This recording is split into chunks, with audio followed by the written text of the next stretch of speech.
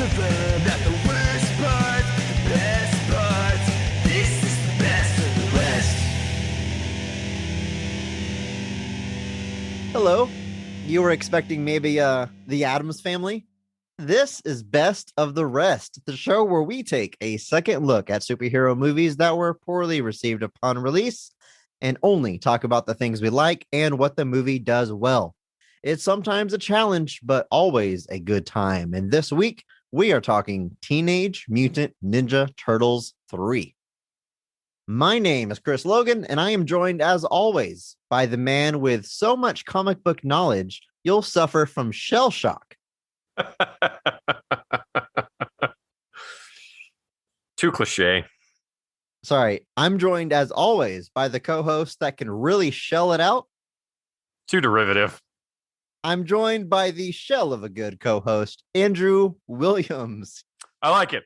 Are you ready for today's episode, Andrew? Yes, I am. Oh boy, Teenage Mutant Ninja Turtles 3. It's here. It's finally here. I think we always knew we had to talk about this one. And when we put it on the list, as far as movies we have to cover, we were like, I don't know how we're going to do it. And now we're here, we're recording it. And Andrew, I don't know how we're going to do this. The true test of our concept, as I've been calling it. We've definitely, not to deviate too much from #positivity podcast, but certain movies are definitely more of a challenge than others at times. Mm-hmm. To really kind of dig in and find the best of the rest, as it were. But this is definitely one that is pushing this concept to its limit.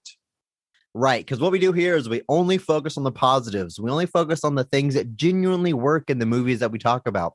We realize these movies we discuss weren't received very well critically or by the internet or audience at large. It's our entire purpose, but we like to dig in and find what it is worth praising. And now we've got a few swings on our belt. This is episode 20 episodes deep.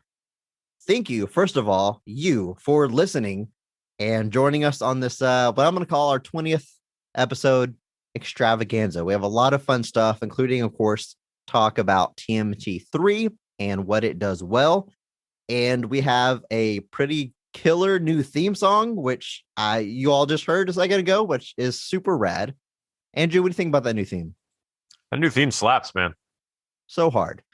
We still got Mark Benavides on vocals, but the music is by Mitch of Depressed to Impressed. You can find more of their work on YouTube or twitch.tv. Check our episode description for a link there. But Mitch actually, he listens to our show. He sent me a message after a few episodes and in the kindest way possible asked me, that theme song, is that like a placeholder? And he offered to take a swing at it and jazz it up a little bit.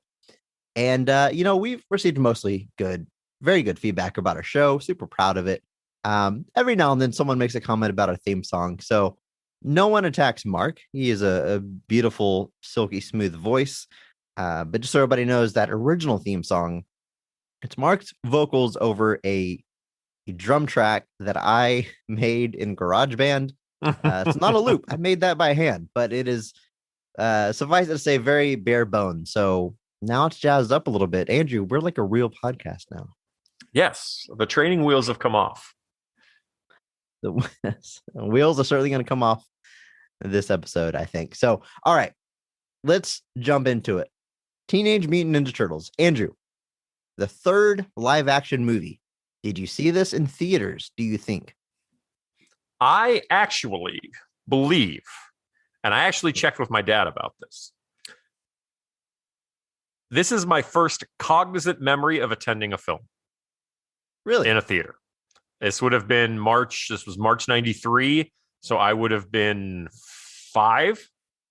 I remember going with my dad to the theater to see this because we were living in Pennsylvania at the time. And for some reason, my mom, I think, was at my grandma's house, her mom's house, because she lived nearby. And my dad, for whatever reason, was like, well, I'm going to go take Andrew to the movies while you're doing your thing. And so he and I went to some movie theater nearby, and we saw Teenage Mutant Ninja Turtles 3. Obviously, that's the whole story, but I remember like walking into the theater with my dad. I remember like sitting down, and I like remember parts of the film like hitting me at the time. So I'm told I saw other movies before this, but this is the first one that I remember seeing. Incredible. Which is pretty This impressive is, given it was 26 years ago. yeah. And Andrew, you obviously you love movies. You're a movie buff. We talk about movies all the time. I mean, your first memory of a movie, that's a big deal. And it's Teenage Mutant Ninja Turtles 3. Heck yeah, it is. I don't believe I saw this in theaters. To be honest with you, as a kid, I don't think I knew this movie existed. I watched the first two to death. I wore out the VHS tapes. I could quote them then. I can quote them now. I love those two movies. I don't think this was on my radar until high school or later. And um, I found YouTube and people trashing the movie, and I was like, they made a third one. Wow, it looks different. And I revisited it sometime then, or visited it the first time, I should say. And yeah, it is different. And then I never watched it again until this week, where I watched all three Teenage Mutant Ninja Turtle movies, the first three live action movies, with my daughter who had never seen them. So they're all fresh on my mind. And we're going to talk about the third one. Yep. As you said, this movie comes out March 19th, 1993, on a budget of $21 million. That might sound like a low budget, and it is, but all three of these movies were made with pretty small budgets. So it's not like they were suddenly slashing it for the third one. At the box office, it brings in $54 million, technically profitable, but far, far less of a hit than those first two movies. Critically, it is panned, just as 23% on Rotten Tomatoes. Now, to be fair, all three of these movies are certified rotten by Rotten Tomatoes. Yes. None of them got very good reviews by critics. But as kids, as audiences, as millennials caught up in Turtle Mania, those first two are the peak, the pinnacle of movies I watched as a child. I agree. Like that first TMNT is generally seen by lots of people as still like, I mean, it kind of holds that stance of like, I don't know if they can do it better than this for a lot of fans at the time. Yeah, I would go as I don't know if I would say like it's ahead of its time, because I mean it's made with puppets. It came out at the right time, but I don't know. I think being an adult in 1990 and you're a journalist and you're a critic, you're a movie critic.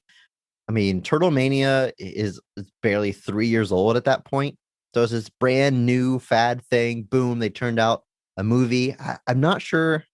I'm just trying to kind of rationalize in my head why it got such poor reviews, because I think it's genuinely a very good movie and better than it got credit for. And I think, at that time, adults were probably sick of the Ninja Turtles, but kids couldn't get enough of it. But I think kind of retroactively giving that movie a second look, I think most people would really come around on it and recognize, like, actually, that was pretty special. To be fair, the Rotten Tomatoes sample size here is 52 reviews, which these days movies get upwards of 200-300 reviews. The audience score, to its credit, is 81%, which is still criminally low as far as I'm concerned. Anything below hundreds, not acceptable. It's so. I mean, I was looking at the Rotten Tomato scores for all of them, and 2 is very similar. Like it's a 35 off of 43 reviews. So I mean, these are not huge sample sizes for reviews. Sure. Certainly not the giant pool of reviews you get today. So I would probably think that if the scope was as wide then as it is now, you probably would see this at minimum in the fresh range, if not certified fresh. I mean, not that Rotten Tomatoes is the end all be all, but I definitely think that limited amount of reviews is definitely part of why those scores are as low as they are. And like I said, though, the first Teenage Mutant Ninja Turtles is still, given all the efforts that have been made in recent years, there's still a lot of people that don't know if it will. We may have hit the peak already. Yeah. First movie, man, it's so good. And it's important to realize, like, the reason I have so much respect for it is because the easy thing would have been to make a live action version of that TV show. And that's not exactly what they did. Because for most kids, me included, like Teenage Mutant Ninja Turtles was a Saturday morning cartoon. That was what I knew. And then, of course, video games. But, of course, we're covering on this podcast. That means it originated in comic books. These were comics published by Mirage. I mean, below C-list studio and very, very small publication. It's not like this comic book came out and the comic book blew up. There was Right. comics. They made toys to sell the comics. They made a TV show to sell the toys. It was just a merchandising media frenzy. What I'm getting at is those comic books have a very different tone than that TV show. The TV show being aimed at kids to sell us toys was as deep as a puddle, right? It was just fun, colorful, good time. Whereas the comic books are genuinely telling a story about four vigilantes. They don't have the diverse personalities that they did on the TV show. They were only differentiated by their weapons. It's a much darker tone than the rest of the media portrays. In that first movie, it takes the personalities from the TV show, the colored bandanas, a few other key things, April being a news journalist, but it combines it with storylines lifted from the comic books and even at times gets into the tone of the comic books. And I remember as a kid, it was just as fun as anything else, but like parts of it were like serious. I'm like, oh, this is the serious. My favorite, best scene of the first movie, the farm.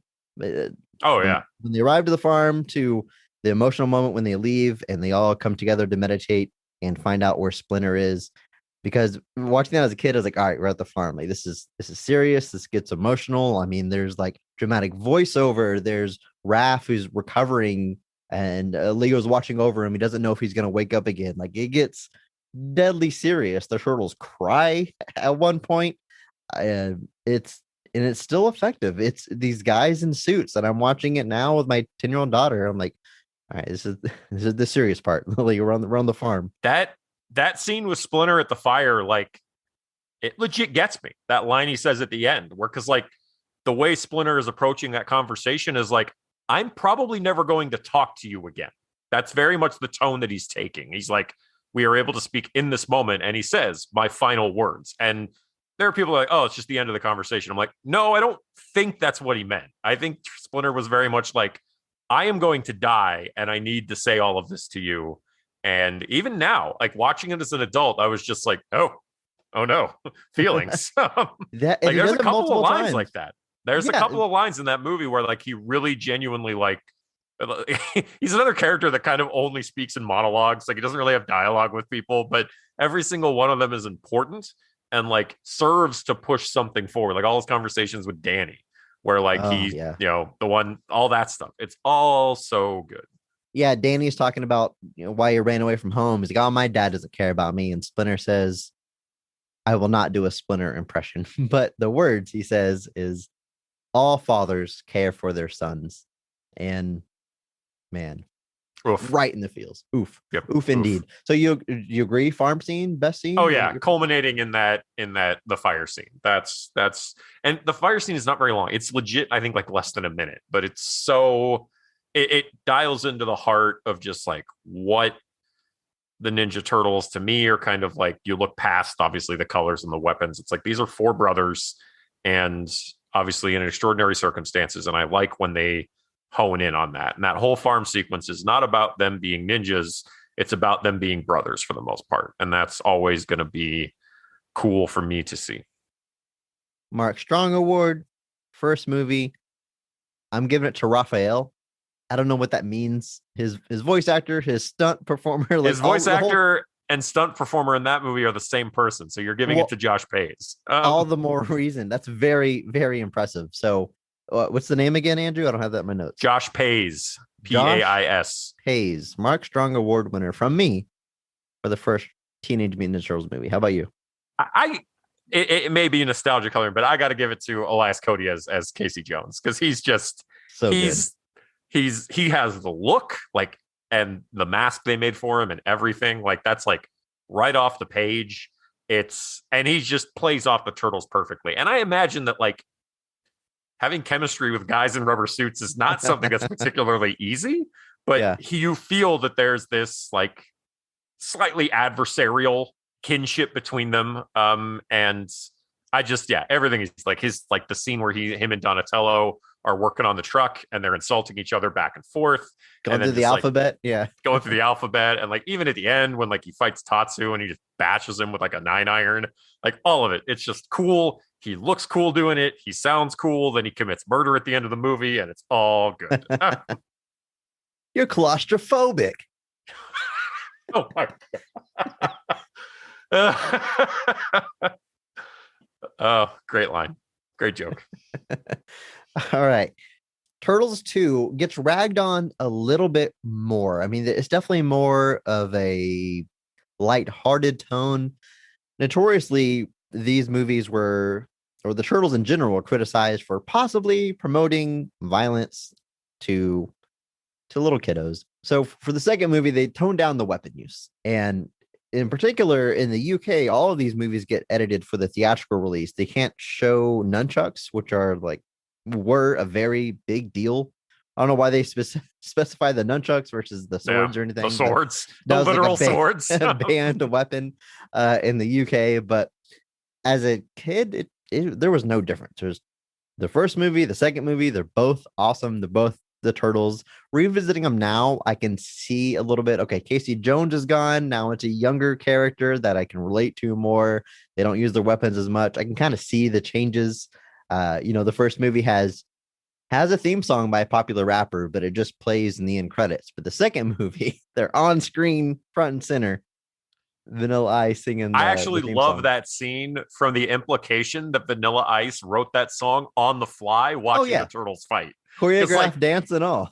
I'm sitting there and that really just like coalesced for me, I guess, this time where like I'm watching it and he's watching the Turtles fight and he starts rapping about the Ninja Turtles. And I'm like, so you just wrote this like now, you clearly couldn't have prepared this. I love that the people assume they are suits. They're people in suits. Whoa, great costume.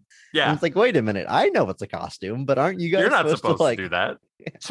I think 2 ends up leaning more into the cartoon comparisons. It's a lighter tone. And I mean that like literally. The first movie, there's a lot of scenes at night in the dark. Like a lot of use of the word damn. A lot of use of the word damn, but like it's a very moody movie at times, the first one. Like it takes like it does feel a little brooding at times just by the aesthetic they're creating. And this one, they remove a lot of that. But there's a lot more consistency though, so that feels like there's this unity. Obviously, like the Foot Clan comes back, Shredder is back. The Turtles are all voiced by the same person except Donatello. Like Shredder's voiced by the same person. Like it feels like 2 parts of the same story. And I think that kind of links to why as kids we kind of just merge them together. Sure. And they came out 1 year apart. I mean, it was back to back. And for me, I was 2, 3, 4 years old. Yeah. So like I just grew up with both the movies. Right. I can definitely see the comparisons more in that one. Like Donatello uses his bow staff, but like none of the other turtles use their weapons to actually fight people. So the weapon use gets toned down a lot. But like every single, like Power Rangers got the same stuff like that. Everyone was like, this is too violent for children. And I'm like, I've never hit anybody and they exploded in sparks. So I've never assumed that this is how it works. And you imagine my disappointment. My favorite scene in the second one is probably, I'm just going to keep it simple. Go with that first fight scene in the mall. Just a lot of fun gags. Donatello acting like that inflatable punching clown that stands back up for some reason just always gets me. And Mikey, he can't use his nunchucks, right? But he uses sausage links as nunchucks in the same way, literally. That got edited in the UK. That scene could still not be shown because he's using something like nunchucks. We gotta dig in and find out what the deal with nunchucks was. I remember growing up, my dad actually had some nunchucks because my dad did karate for a long time when he was growing up. He got to like a brown belt. So your dad's a fellow chucker, eh? Apparently, yes. Like quite literally. But yeah, I remember seeing those and my dad was like, it's like, no, don't mess with those. They're not for kids and like all of that, which of course, as a kid, I was like, that makes me want to touch them more. But yeah, that intro fight is just really, really fun. Like it just catches you up like completely. Like if for some reason you hadn't seen the first one, like here's the Ninja Turtles. Here they are. Here's their thing. Boom. Straight forward. And it introduces us to Kino, an original character for that movie. and who I am giving my Mark Strong Award to, Ernie Reyes Jr. as Kino. As an adult, I kind of wish Casey Jones stuck around. We had them there instead. However, I gotta say, it's that thing. It's like Robin. Okay, Robin was famously introduced to the Batman comic book to give kids an analog, and we could kind of imagine we were side by side with Batman. That worked on me. Like Kino, this young kid just hanging out with the turtles, fighting with the turtles. That's what I wanted to do. And I love Ernie Reyes Jr., who's got a 30 plus year career now. And anytime he shows up, it's a treat. But it started for me with that movie. And I like that character. No, I agree. I think I would give it to him too. He's the one that kind of gets a lot of like fun scenes, like where he auditions for the Foot Clan, where he's just like leagues better than everybody. Yeah, he's fun, and I definitely think that comparison is apt of him being like not necessarily the character being an insert, but obviously for a kid, you're like, oh hey, that guy's like 15, 16 and he's hanging out with the Ninja Turtles. That could be me. That was very clearly what going. And it works. Like obviously, like I'd never imagined myself as Casey Jones because like that, Yeah. who can be that cool, honestly. But yeah, I would give it to Ernie Reyes Jr. as well. Obviously, this is not his peak. That comes in a few years with Surf Ninjas, but Now, this episode isn't called Teenage Mutant Ninja Turtles 1 or Teenage Mutant Ninja Turtles 2. It's called TMNT 3. So you might be wondering, guys, why are you talking about the first two movies so much? Are you stalling? Are you procrastinating? Yes. Yes, we are. I don't know how we're going to do this, but man, we're going to give it a shot. Yep. This movie was written and directed by Stuart Gillard.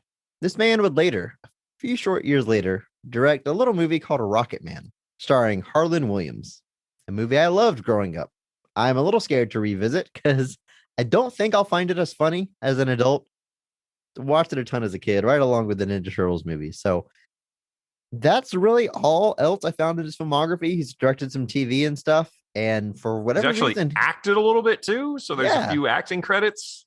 But he wasn't involved in the first two movies. So No. I don't know why he suddenly gets this writer and director role, but they handed him the keys to the kingdom, as it were. Yeah. And I don't know if you could say there were high expectations. I don't really know if this is an era of high expectations for the third installment of the Ninja Turtles franchise. But yeah, it's definitely a departure. The first two movies are directed by different people, but there is a common writer between them, which I think definitely lends itself. A lot of production. Obviously, those movies were made so quick that a lot of the production crew from the first one just comes back. So the suits look very similar. They're made by the same group. This third one, there's a little bit of a break. Still not a lot. It's only a 2-year gap. So it's still a pretty quick turnaround. So, but the suits are different. The production crew is different. We obviously have a different writer, director. The result is definitely a movie that feels very disconnected from the first two, most notably because it takes them out of New York. In fact, here's a very quick synopsis of this movie. April O'Neil brings an ancient artifact to the Turtles headquarters. And it turns out this artifact has special powers. And April O'Neil is transported all the way back to feudal Japan.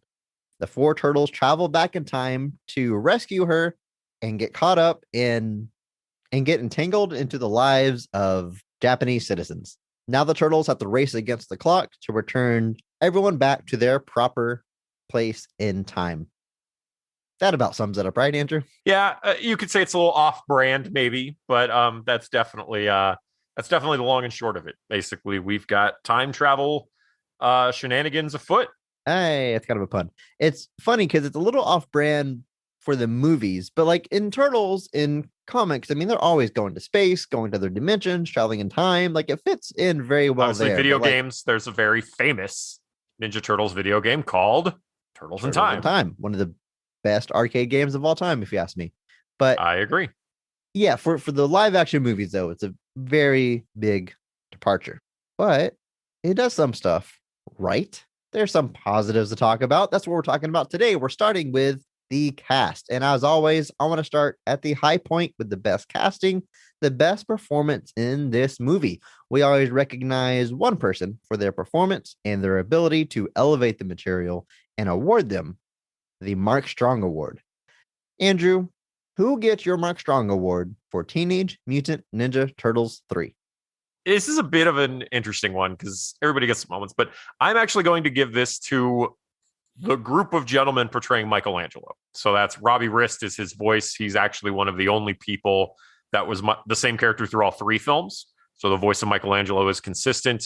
I think Gorb Robertson and David Frazier were the puppeteers, but Michelangelo gets an interesting story here. Obviously, he gets some local hero moments with the village he's in, but you can see that he's got a bit of inner turmoil at the struggle of like the kind of hidden nature of the Ninja Turtles' lives. And he sees this kind of trip back in time as kind of maybe his way out of it.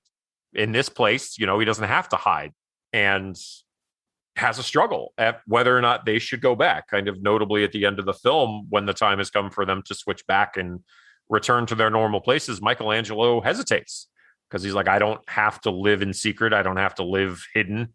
I can just be out in a place where people not just aren't afraid of me, but respect me. And so, yeah, I'm going with Michelangelo. An odd choice, I'm sure, but I'm going. I didn't see it coming, but I think you sold me on it. That's pretty.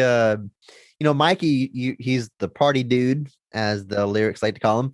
He's there for comic relief, like and even this movie too. Most of the time, he's just throwing zingers out there.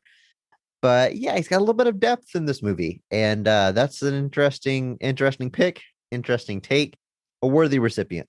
I'm going a different direction after stiffing him in the first movie, which was an unofficial Mark Strong Award winner. Anyway, I'm going to give it to Elias Koteas for his dual role as Casey Jones and a character in feudal Japan named Wit. Now, as Casey Jones, he walks into my screen and I grin from ear to ear. I love this guy. It's good to have him back. He doesn't fight. He doesn't do a whole lot. He doesn't do any classic Casey Jones action, but he's just a cool dude. He's almost as cool as Billy Zane, if you ask me. Almost. And we don't even see his hockey mask, except when he's actually playing hockey for a little bit. But he's not like in Casey Jones gear. He's just got this beautiful long feathery hair, which I'm guessing is a wig because he also plays Wit, who has like a shaved head. I'm guessing the actor at the time, either they filmed all the Casey stuff first and then shaved his head, or it's a wig. Yeah, I think it's a wig. Looking at pictures of Elias now, I think it's a wig. Looking at his hairline when he's Wit, I would agree that it's probably a wig. There you go. But no, he's great. He's got fun lines, because one thing I didn't mention in that little synopsis is that whenever the turtles go back in time, Japanese men from feudal Japan are brought to the present. And basically Casey Jones is their babysitter. He just keeps an eye on them while the turtles are going and doing their thing. And it's almost 100% there for comic relief. He's talking to Kenshin, one of the men that he's watching, and Kenshin's a little intent. So Casey Jones says, maybe you ought to try a little herbal, Kin man. You know what I mean? I think he's talking about herbal tea. Yes, definitely. That's absolutely what he's talking about. Always a joy. And like I say, he plays two roles. He plays Wit, which is, I don't know, an ancestor, I guess, that happens to look exactly like him. Yep. Movie doesn't really explain, but who cares? We get more of Elias in this movie, and that's what it's all about. This character is much less of a comic relief, more serious, gets a few action scenes, so we still get to see the man fight, and it's fun. No, I agree. If it wasn't quite on screen enough for me, but yeah, Wit is kind of a weird, nuanced character in feudal Japan who has ties to kind of the villain of the piece, but also seems to be on the outs with him at the same time. But yeah, it's always fun to see. It was just fun to see him back as the character, because he does sit out too. And it does create a little bit more of a connective thread between the three films to actually bring him back. Yeah, never going to be sad to see him back as Casey Jones. Paige Turco returns as April O'Neil. She did not play April in the first movie, but she returns from her role as April in the second movie. She actually gets a lot of screen time, probably more to do in this movie than the second movie. Oh, definitely. She's fun. I enjoy it. She's April O'Neil. What more is there to say, Andrew? Yeah, I mean, she's actually the one who switches places first, which prompts the turtles to go back in time. She gets this scepter at like a flea market. She's basically about to go on vacation, and she gives the turtles and Splinter all gifts that she found at a flea market. Just weird stuff. Like Leonardo gets a book on swords, Michelangelo gets a weird lamp, and Donatello gets a broken radio, and then Splinter gets this scepter that turns out to be a time machine. And so she ends up switching first with Kenshin, who is kind of embroiled in this local civil unrest, whatever you want to call it, which prompts the turtles to be like, well, we have to go back and get her. So, but yeah, she gets a lot of screen time here. I rewatched 2 after this, actually, and I can agree with that. She's featured in 2, but at a certain point, she takes a big back seat to the unfolding story between Shredder, the Foot, and the Turtles with Toka and Razor. And so, yeah, she's front and center here. She's good. So you mentioned that villain, the big bad of this movie.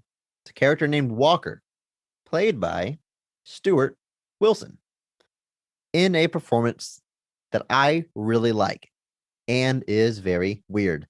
Most of the human cast of this movie, especially the ones that don't interact with the turtles too much, like April's fun, lighthearted, she's got chemistry with the turtles, but the rest of this cast are like dead serious. They're like in a movie all of their own that is happens to have the Ninja Turtles in it. Yeah. And then Stuart Wilson brings like this levity to this character, just good villain stuff. Very pompous, very elegant, very dismissive of our heroes. When April first travels back, most people are freaked out. She has like a Walkman and is playing music, and they attack it with their sword because they've never seen such technology, and they think she's a witch.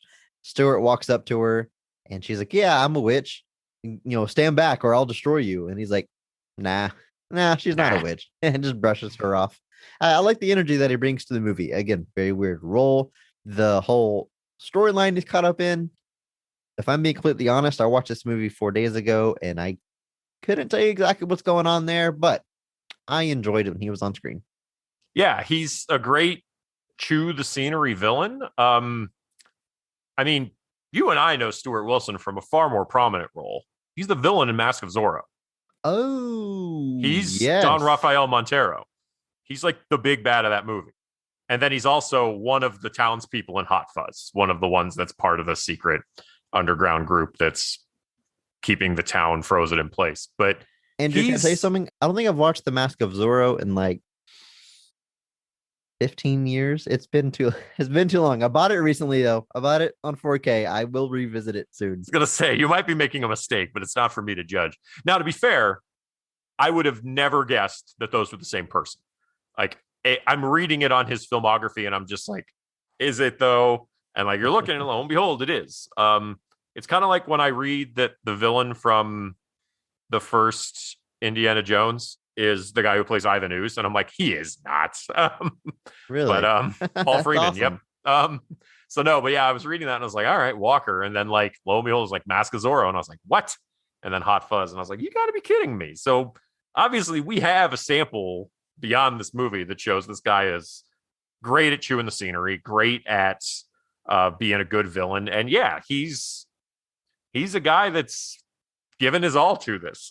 He's, like I said, it's a weird plot that he's in where he's trying to provide the main Japanese ruler there, Lord Norinaga, with like additional weapons to deal with this unfolding situation. So he's obviously got his own goals that he's trying to meet here. But yeah, he's dialed in.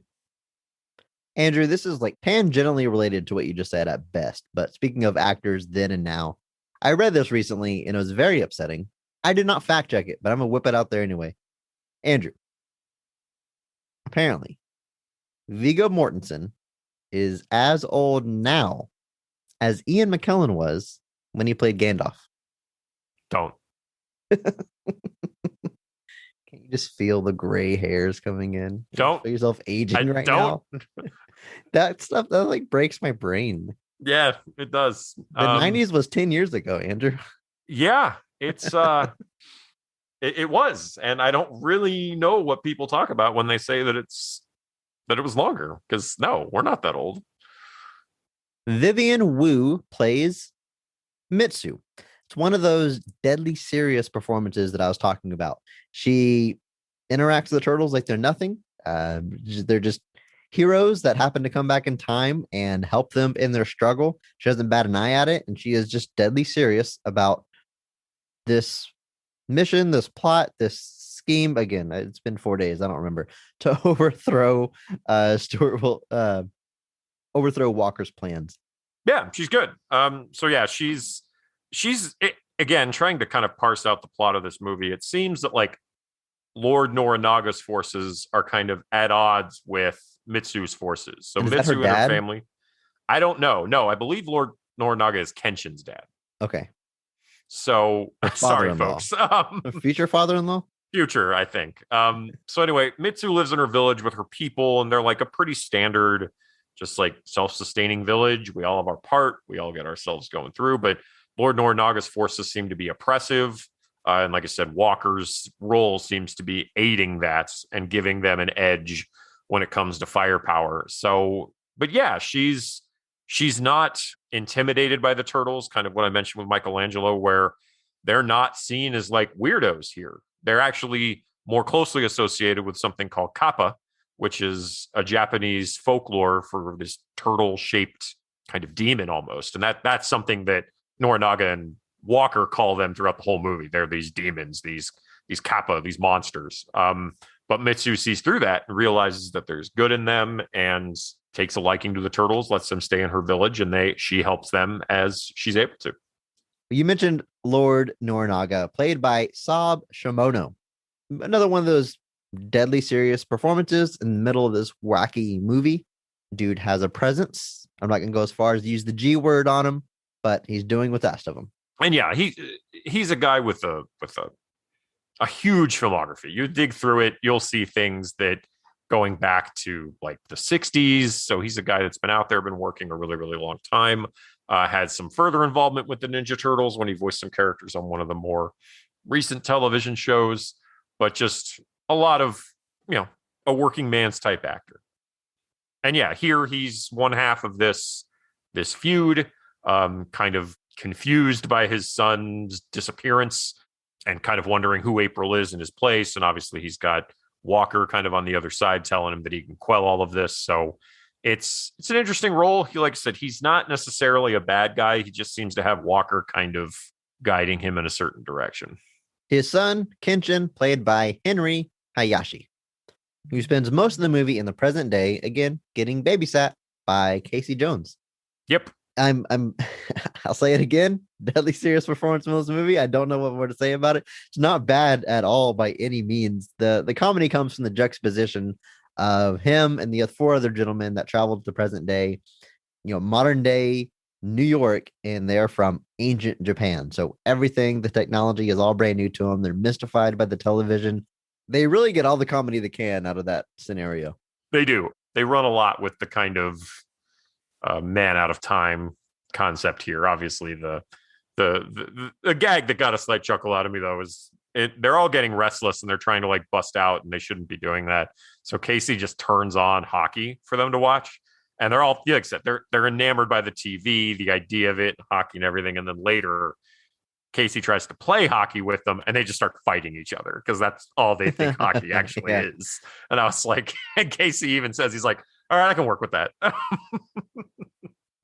Now we got the turtles. Leonardo, my personal favorite Ninja Turtle, is voiced by Brian Tochi, returning from the first 2 movies. Great performance.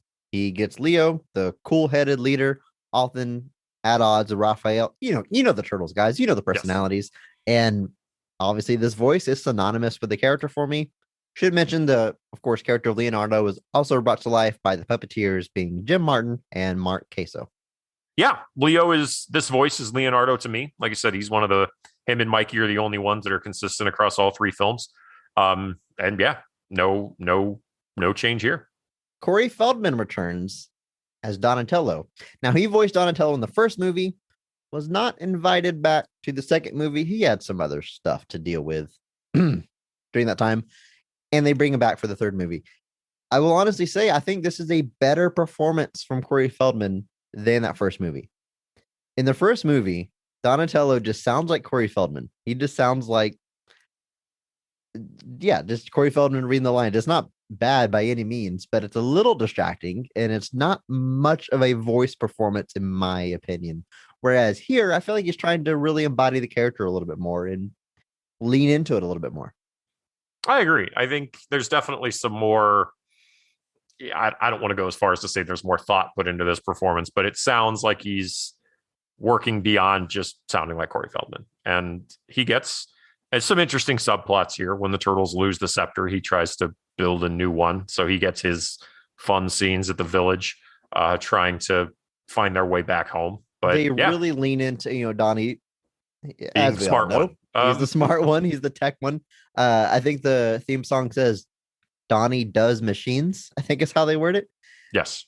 Donnie does machines. Donatello does machines. Oh, Donatello, excuse me. The theme song is more formal than I realized. Yes. He literally builds a time machine in this movie. They really lean into it more than the first. The first two was like he's just interested in science. Here he's applying what he knows. To be fair, we don't know if his time machine actually works. We just know that he built one. They find the real one later. But yeah. True. Yeah, knocked Donatello down a peg. Isn't that your favorite Ninja Turtle, Andrew? He's up there, yes. But he's up. There's only 4 of them. What do you mean he's up there? He's in the top up there. 4. He's almost in the top 50%. Who's your favorite Ninja Turtle? It's Donatello. Okay. Donatello brought to life by Rob Mills and Jim Raposa as the puppeteers and in-suit performer. Tim Kelleher plays the voice of Raphael. Big departure from the previous 2 movies. The first 2 was the same Raphael, and they changed it for the third one, right? No, he's different in all of them. He's different in all movies. Okay. First movie, Raphael, he's getting my Mark Strong award. Like I said, great voice performance, gets a lot to sink their teeth into, gets to say damn a lot. The way Raphael says damn in the first movie, it's like a young teenager that is learning the curse the first time, and like damn is the first word they learn. So they just say it all the time. Damn. Yeah, I love it. But it's hard, especially watching all these movies back to back, to like Raphael just feels a little off in this movie. The voice, it's a different guy voicing it. What are you gonna do? But the personality of Raphael, they still get it. One positive I'll say about this movie up front is the Turtles are still the Turtles. They're all recognizable in their personalities, which is the most important thing you have to do, I think, when you're adapting the Ninja Turtles. I agree. I actually met Kevin Eastman. For those of our listeners who don't know, Kevin Eastman is one of the co-creators of the Teenage Mutant Ninja Turtles with Peter Laird.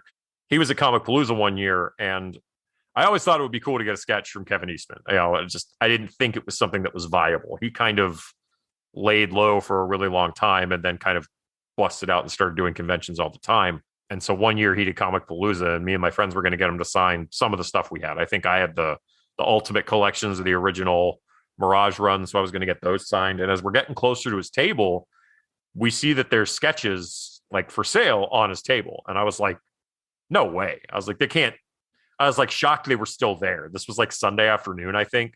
So I was kind of like blown away that there were still Kevin Eastman sketches on his table available that people hadn't bought yet. And I was like, that's ridiculous. And so as we get closer and closer, I see that these are not like prints, they're actual sketches. And I mean, they're Kevin Eastman style, so we're not talking the most detailed things in the world. But not only do we get up there and all of these sketches are still available, they're all Raphael, though. There's like Raphael, a Shredder, and a couple of others. So I guess people cleared out all the other ones. But what shocked me is they were only $50. And I'm not trying to like say that that's not an insignificant amount of money for some people, but like pocket change. I was just surprised that not just did he have sketches that like were originals, that like they were, to me, that low of a price. I would have expected them to be a lot more, especially at that point, because he'd started doing the new comic and his awareness had increased a lot. So I was actually kind of surprised. But yeah, it's one of my favorite pieces of original art that I own. Very cool. So Kevin Eastman, he's the one that's back involved with the Ninja Turtles, right? Because they kind of had a falling out, Peter Laird and Kevin Eastman, but yeah, basically Peter Laird and Kevin Eastman fall out. They kind of stopped working on the Ninja Turtles sometime in the 90s. And then Laird actually keeps it going for a really long time. Laird writes it and gets a variety of different artists, including guys like Jim Lawson and a few others. And then he sells it off to Nickelodeon. Like he sells the Ninja Turtles outright to Nickelodeon, and I assume he got paid for that. So Peter Laird probably doesn't need to do anything ever again. But in the aftermath of that, Nickelodeon licensed the Teenage Mutant Ninja Turtles to a smaller company called IDW. And to kind of give some gravitas to that new series, they brought in Kevin Eastman to be like a plotter for the book with the writer, and then And that eventually series is very good. I have read the first extremely good. couple years of it. It's very good. It's still going, I'm fairly certain. It's well over 100 issues at this point. And then, to their credit, they also recently just published Teenage Mutant Ninja Turtles: The Last Ronin, which is based off of an original Laird Eastman concept from like decades ago that they finally decided to finish. And I'm fairly certain that Laird and Eastman are both getting credit on that one. And so I'm thinking the relationship has been somewhat repaired. Which yeah, did you see that episode cool. of The Toys That Made Us on the Ninja Turtles? They like on screen like reunite Kevin Eastman and Peter Laird, and like they hug each other and stuff. It's a nice little moment. It's very nice. And like, I mean, you've heard endless stories about creatives falling out with each other. Just the nature of having to work on something so intensely, especially when it's something that's not at the time the most profitable thing. It's easy to kind of fall out, get on each other's nerves, and kind of potentially burn that bridge, especially when money starts getting involved, especially big money like the Teenage Mutant Ninja Turtles turned into. But yeah, so it's always nice to see it kind of come back around and have it be like, you know what? Life's too short. James Murray voices Splinter. In, if the first two movies, he was the Alfred to the Ninja Turtles Batman with always the right thing to say. In this movie, he's never talking to the Turtles because he's in the present day and they get sent back to Japan. He's hanging out with Casey Jones, and he's almost entirely comic relief, which is odd. Quite change for the character. So it's James Murray coming in as the voice of Splinter here, who also does the principal puppetry for the character. So he's one of the few in this movie or this whole series that is doing at least the puppetry and the voice. And I'm guessing a couple of assistants. I'm guessing there's only half of a Splinter made for this movie. He is notoriously always behind like a window. You never see the sitting bottom half down. of it. Like yeah. it's definitely a choice. Obviously, this is James Murray who's replacing Kevin Clash from the first two films. So yeah, I mean, he sounds like Splinter. Obviously, he starts off providing some sage-like advice before they go back in time, but then for the rest of the film, he's just, like you said, he's just hanging out with Casey Jones, kind of trying to talk Kenshin off the cliff at times. Actually, okay, my favorite part about this performance is whenever Kenshin first arrives and is scared, freaking out. Yeah. He speaks to him in Japanese, which is super cool. That is cool. I'd forgotten about that, and then I was rewatching it. I was like, that is a cool. Yeah, I don't know what he says, film. which I almost kind of appreciate. They don't give us like a subtitle. Like they're just like, yeah, hey, if you know Japanese, you get it. If you don't, you don't. This is between these two characters. Audience, you sit this one out. But yeah. I just appreciate that. Of course, he knows Japanese. He's from Japan. Yep. Any chance he gets to use it, I think it's pretty cool. I agree. Well, Andrew, the time has come. We're going to talk about this movie. Specifically, the best scenes of this movie, the scenes of this movie that we think genuinely work. Thank you to Mark Benavides for singing our theme song. Follow us on Twitter. No, I'm just kidding. Andrew, what I want to know from you is, what is your favorite scene of this movie? When would you say it's firing on all cylinders? Best scene of the movie. What do you got? I'm going to go with the end credits, Chris. But no, my favorite scene is basically when the Turtles arrive, they're looking for April when they first get back to feudal Japan. This ultimately culminates in a bit of a jailbreak scene where they break into this kind of fortress castle that April is being held at. And it's just a fun fight. You get the turtle. It's the three of them. It's Raphael, Leonardo, and Donatello. Michelangelo is in the ether. But they show up, they find April, just a good, fun fight where the Turtles are kicking around, beating people up. It's not the Foot Clan, it's a different nameless guard. And then this is where we also are kind of introduced to Wit for the first time. We find out what his deal is. But yeah, I think this is just fun. It's just the Ninja Turtles beating people up. Obviously, this leads to them escaping, which, gives us the precipice for the rest of the film. But yeah, I just think this is a fun fight scene where, if the film is hitting all cylinders on a certain point, I think this is it.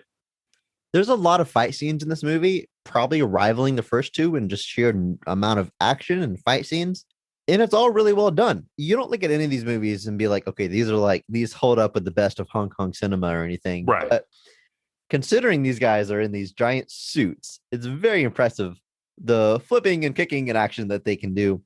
And it's not like they're whiffing by 2 feet and Right. the guy's falling over. They sell it all pretty well. They choreograph to the limitations of the suit.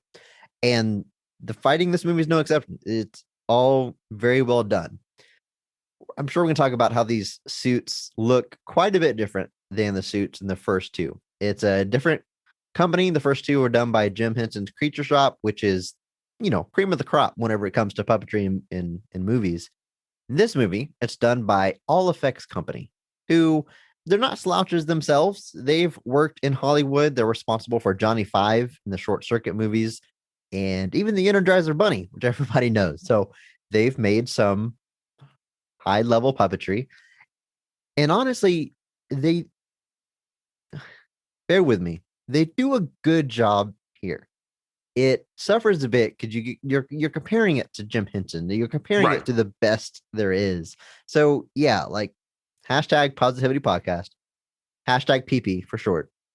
I see nothing wrong with this abbreviation, Andrew. I don't know why you give me that It's look. fine. It's But fine.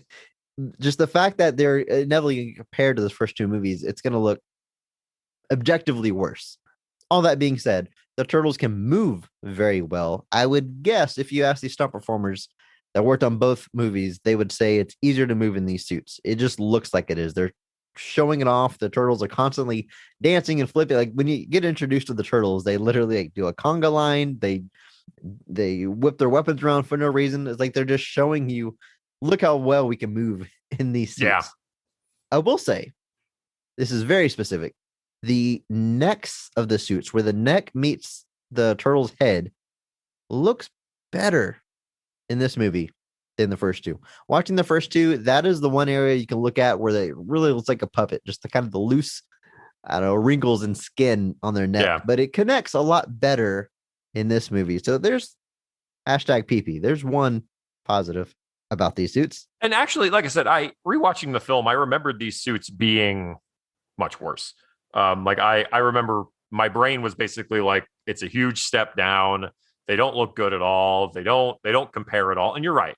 Like if you're going to play the comparing game, you're never going to win. But to me, the only time it really felt like noticeable is the mouth movements. To me, just don't sync up with the dialogue very well. The first two movies do that a lot better. I agree, the mouth, but for me, it's the eyes. They have like these dead eyes. And I don't even know what the difference is, but like their eyes just look lifeless in this one, whereas there's so much more. I guess it's just expressiveness overall. Yeah, I guess maybe just the expressiveness of the face. Like it just feels like that's a little off. And it may have been a different technology. Who knows? It may have been, manual movements versus animatronic. Who knows? But overall, like I said, I remember these suits much differently. And rewatching it's not it, like coming out of their shell tour. No, it's not, which I also watched. You watched it? I did. Somebody uploaded it to YouTube in 60 frames per second. I have no idea why somebody did this. You can definitely see them not strumming those guitars. How does it hold up, Andrew? How was it? Chris, it didn't hold up to begin with. Did you watch that one as a kid? No, I feel like I saw parts of it as a kid. I don't feel like my parents ever bought it for me. I know I saw ads for it. I don't know if it was on one of the other VHSs, because I had like some of the animated VHSs. Like I remember the one where the turtles meet the Easter Bunny, but like he's also the tortoise and the hare rabbit. And the rabbit gets all mad because he realizes the reason he can't beat the turtle is because there's 4 of them. Which, to be fair, if I were that rabbit, I would also think. But I know I saw ads for it, but rewatching it, it's very, very strange. Andrew, you said your first memory of seeing a movie was Ninja Turtles 3.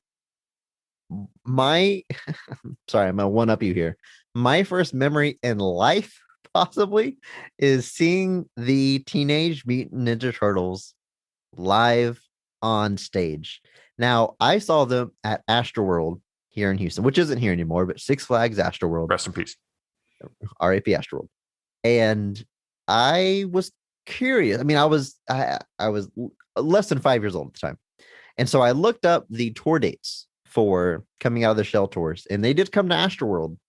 That was in 1991, which I would have been 3.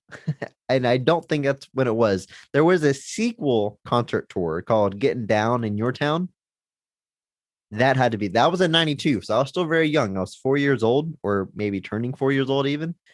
But I remember seeing them live. I remember my older brother and I got turtle bandanas. One of us got Mikey, one of us got Leo. So we had those after the show. And I remember reenacting on the stage Shredder falling into a dumpster. That's the biggest part of the performance I remember. So my it's got to be my first memory like in life, because I have a very bad memory, somewhat notoriously, and that is I can't think of anything else from before kindergarten, like seeing the Ninja Turtles. So Yeah, I remember also asking my kindergarten teacher if we could watch Turtles 2 in class one day. She said no. No, that's pretty cool though. I don't think I saw that. I feel like that's definitely something my dad would have considered, but like I can't believe I feel like I would know if I went to that, and I have no memory of it. they also kind of changed the way the turtles look. Like not only the suits, obviously different, maybe a different material, but aesthetically, the turtles like have spots now, liver spots. I don't know. I don't know where that design came from, but pretty ballsy to take on the look of the turtles and making a change like that. Yeah, they definitely have a different look. I remember they made action figures that were like rubber, and I feel like they were made they may have been after 2, but I feel like they were after this one, because I feel like I remember them having the spots. So I feel like they had to have been from this movie. But because they're still at my parents' house, I'm sure. I just have like bins of Ninja Turtle stuff. I have so much You stuff. still have it. They're at my parents' house. And Yeah. I don't know why they haven't gotten rid of them. So I guess technically I still have them. They've not been gotten rid of. I just don't have them here. One of the coolest things, this is a bit of an aside, but this is a celebration of Ninja Turtles. I remember as a kid, my grandfather, my mom's dad, was like a carpenter, like a woodworker. So he would do stuff like I have all these like wooden planes and cars and stuff that he made for me as a kid that I'd get for like Christmas and stuff. They were always really, really cool. But one time I saw he had made something for a cousin of mine, a second cousin, I don't know, but it was this box, but it was a Ninja Turtle headquarters. And so it had 2 floors. There was like a pipe ladder that connected the 2 of them. He made like bunk beds and like a living room thing. This whole big, cool setup. Had like real PVC on sections of it and stuff. And I remember thinking that was awesome.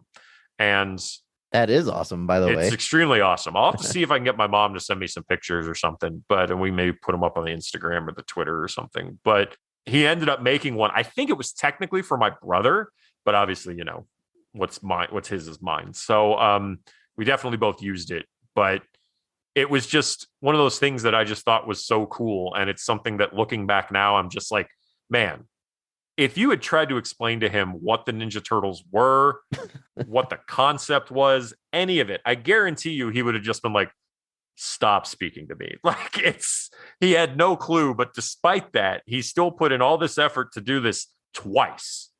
Obviously the second time, you've done it once before, it's probably easier, but just like the fact that he put in the effort, he did all that. And I just fondly look back at that, even though I don't think it was technically mine, but my parents, that's cool. It's very cool. And I'm pretty sure that also is still at my parents' house. So I may have to ask my mom if it's there, or next time I'm in town, I can see if I can take some pictures. But yeah, very cool thing. Well, my favorite scene actually comes just a little bit before what you picked as your favorite scene. I'm going to go with when the turtles first arrive in feudal Japan. So we've established they switch places with people whenever they grab onto the time travel machine. How it chooses who you switch places with, I don't know, but it chose to switch them with 4 samurai warriors. So the turtles end up in full samurai gear on horses in the middle of a battle, and they just get thrown into the action. As I've already talked about, the action in this movie is actually pretty good. And just the visual of a Ninja Turtle on a horse in samurai gear, that looks pretty cool. You talked about Ninja Turtle toys, like a samurai Ninja Turtle. I would have liked to have had that or possibly had that. I mean, that fits right in. I know I had at least one of them. Yeah, absolutely. I can picture it in my head. So it's just a cool look, a cool thing to see.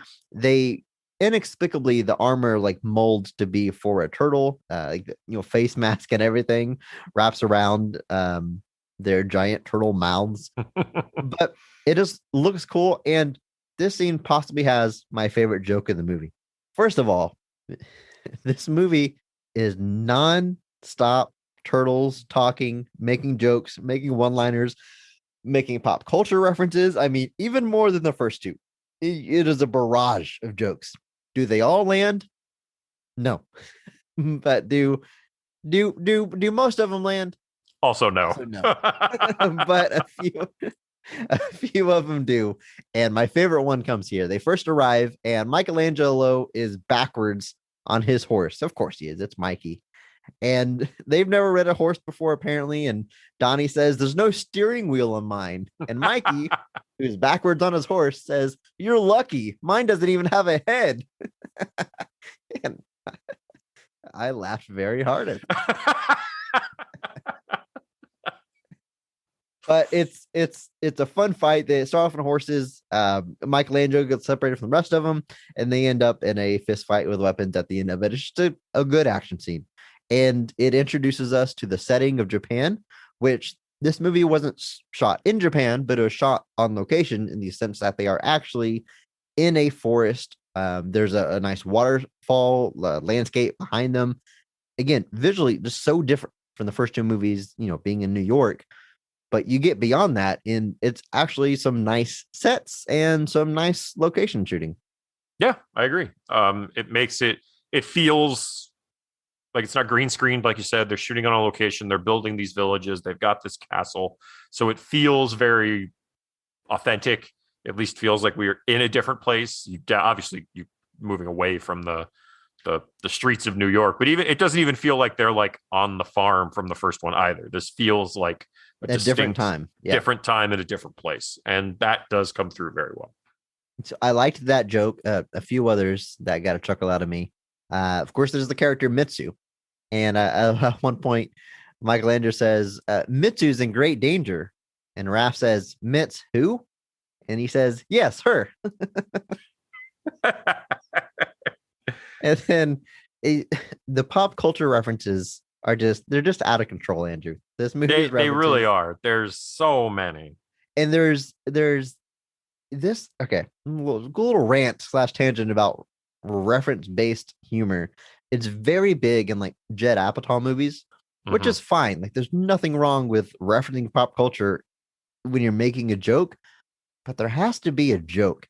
And I don't know why this one sticks out to me, but the movie Good Boys, it's a good movie. I enjoy it. I think I own it. In the trailer, though, there was one joke featured very prominently, and the kids are riding their bikes, and this older kid, this teenager, says, I'll believe this, "Hey, Stranger Things, go fuck yourselves." There's no What? joke there. You're No. just calling them Stranger Things because they're riding a bike. Go F yourself. I don't know why that I stuck with me, but I'm like, that's kind of when I realized, like, wait a minute, that's just a reference. There's no joke there. And in this movie, there's a lot of just references, but Yeah, some of them work. Some of them are very funny. I like Michelangelo saves a young boy named Yoshi from a fire, and as he's running out of the burning house, he says, "Kurt Russell, eat your heart out." As a reference to Backdraft, which that movie that kids that loved. that heavy reference movie that everybody loves. That took me a minute too, because I was just like, Kurt, and I like genuinely was like, oh right. I googled Backdraft because like it's got to be Backdraft. I couldn't even remember if he was in it, so I had to Google it to look up. This movie made me Google something. After I saw that he was in it, then I laughed. Andrew, I did not laugh when he said it, but I laughed when the reference made sense. Once I understood the reference, I laughed. Donnie has so many, like he makes references to Popeye, like the Addams Family. Like it's a lot of Addams Family. Like the Addams Family of all things. Like it's just a lot of very strange, like odd references. Like just it's like somebody looked at like the wealth of pop culture of all time. I guess technically there were Addams Family movies like coming In the out early at the 90s. time. So like, yeah, just like they looked at like everything coming out and were like, what can we make a reference to? There's a scene towards the end where they fire a cannonball at Leo and he ducks into a shell, which I always love when the turtles do that. You look at them, these live action turtles, like there's no way that head fits in the shells. It's always like a special puppet just to do that. But Mikey does it in the first movie, gets the classic line, I love being a turtle. This time Leo gets to do it. So he dodges the cannonball and it hits this. There's a lot of setup to this. It hits this bell and blows it up. And inside of that bell was Lord Norinaga. And the turtles like run off. They go on to the next scene. And then Lord Norinaga peeks his head out of the bell and his hair is going straight up because there's just an explosion. And just off screen, you just hear Mikey go, "It's Don King."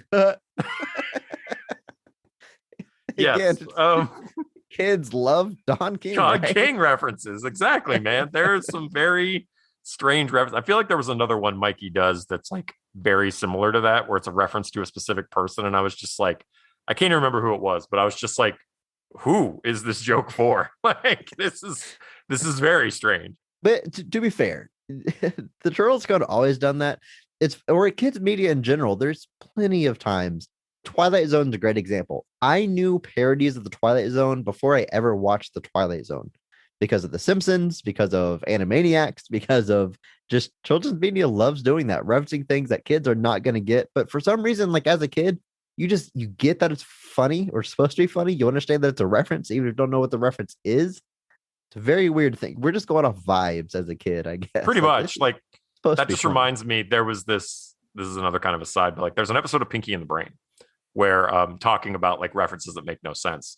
When Maurice LaMarche thought of his voice for Brain, he imagined Orson Welles, which is why his brain sounds just like Orson Welles. But there is this very famous outtake when somebody hired Orson Welles to do a frozen peas commercial. And it's literally Orson Welles like reading this, like, you know, these lines, and he just keeps stopping and is like, you know, this is dumb as hell, right? Like, this is real stupid. This doesn't make any sense, right? You understand this? And like, he's going on and on about it. But I remember there was a segment of Pinky and the Brain where they like parody that with Brain doing it. And I'm just like, there's no kid in the world at that age that has any idea who Orson Welles is. But yet we're here anyway. And again, as a kid, you just understand that it's funny. And like, that felt like I'm like, I don't even know if your parents would have necessarily understood that reference. It's that kind of thing. But yes.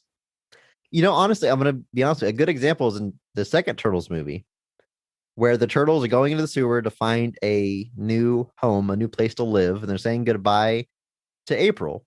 And before Mikey goes down, he gives her a speech that I always knew was a reference and I always thought was funny. Even as an adult watching it, I did not know what he was referencing. So I Googled it this time. It's when he says something like, you know, two people like us don't equal a hill of beans in this world, or something like whatever the line is. Yeah. I Googled it. It's from Casablanca. Yeah. He's referencing Casablanca, which I'm sure is a famous line that I should know, but I did not know that line. Here's but looking again, at you, kid. Certainly when I was, but he doesn't, that line I know. He doesn't say that one though. He doesn't get to that one, he says the stuff before it. But yeah, 5, 6 years old, no kid knows. No. He's referencing Casablanca, but it's still funny. It is. It's just very, very odd. Just sometimes the references in this movie specifically are just like, wow. The movie, of course, is very practical, special effects heavy. Of course, the suits, the puppets, and we've established not as good as the first two, maybe, but it all looks very good. Yeah, I like the visual whenever they actually swap places. They sort of go into the scepter as lightning and come out in the past or whatever. It looks very good. It looks dated in the sense that, yeah, that's probably an old effect or 90s, but it doesn't take you out. It holds up, I guess, is kind of what I'm getting at. I think it's a nice little effect. Yeah, it holds up because like it's not something that like feels dated. There's obviously a lot of movies at the time that were employing new technologies, and you look back at some of it, you're like, nope. This kind of keeps it simple, I guess. Like it's not really something that's like super involved. Like we're not trying to show the turtles like morphing into the past or whatever or anything. So it all, yeah, it is a pretty cool effect. They put in a lot of work to make that whole thing. Because like I said, this movie has a budget of like $20 million. So like they put some work in and it shows. Now, whenever April switches places with Kenshin, they swap clothes. She arrives in ancient Japan wearing his ancient Japan getup. Kenshin arrives in the modern day wearing jeans and the leather jacket that April was wearing, but it's it's made for men. It's smart like that. The scepter it makes it fit just like the turtles fit into the samurai gear. That's fine. Now the movie goes out of its way to show Mikey thinking about this before they swap places. He's like, we're gonna swap places with 4 guys from Japan. They're gonna need clothes to wear because we're always naked. So Mikey puts on pants, and Splinter's like, we don't have time for this. We got to go. So Mikey's wearing these pants. Okay, you want to go on this, Andrew? I do. They swap places, and the guy that becomes Mikey is wearing the pants Mikey was wearing. The other 3 guys have what I could only imagine is turtle underwear that they wear underneath their shell because it's like Borat's swimsuit. It's like a Yeah. thong that goes up over It's their very shoulders. It's like an apron it's like an apron. yeah, kind of. And I don't know if it's supposed to be like their underwear and it just didn't strip them naked, or if it's what the turtles wear underneath their shell. I don't know what the joke is. It's very it definitely to me feels just like, well, and it's so weird because Mikey went out of his way to like come up with an explanation of like why. Like, I'm doing this for this reason. And then for his guy, it works perfectly. Right. He comes back. Now, to be fair, they're not wearing any of the turtles' belts or anything like that. The weapons go with them, which I thought was interesting. But, well, and that, to be fair, that works both ways because all the samurai swords came with them to the future. Right.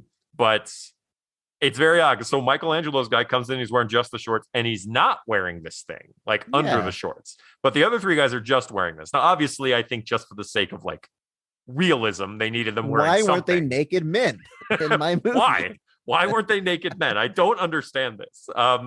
But it's just an odd thing. It's like you said, they set it up and then they follow through with it on Mikey, but the other ones, they were just like, we'll give him something anyway.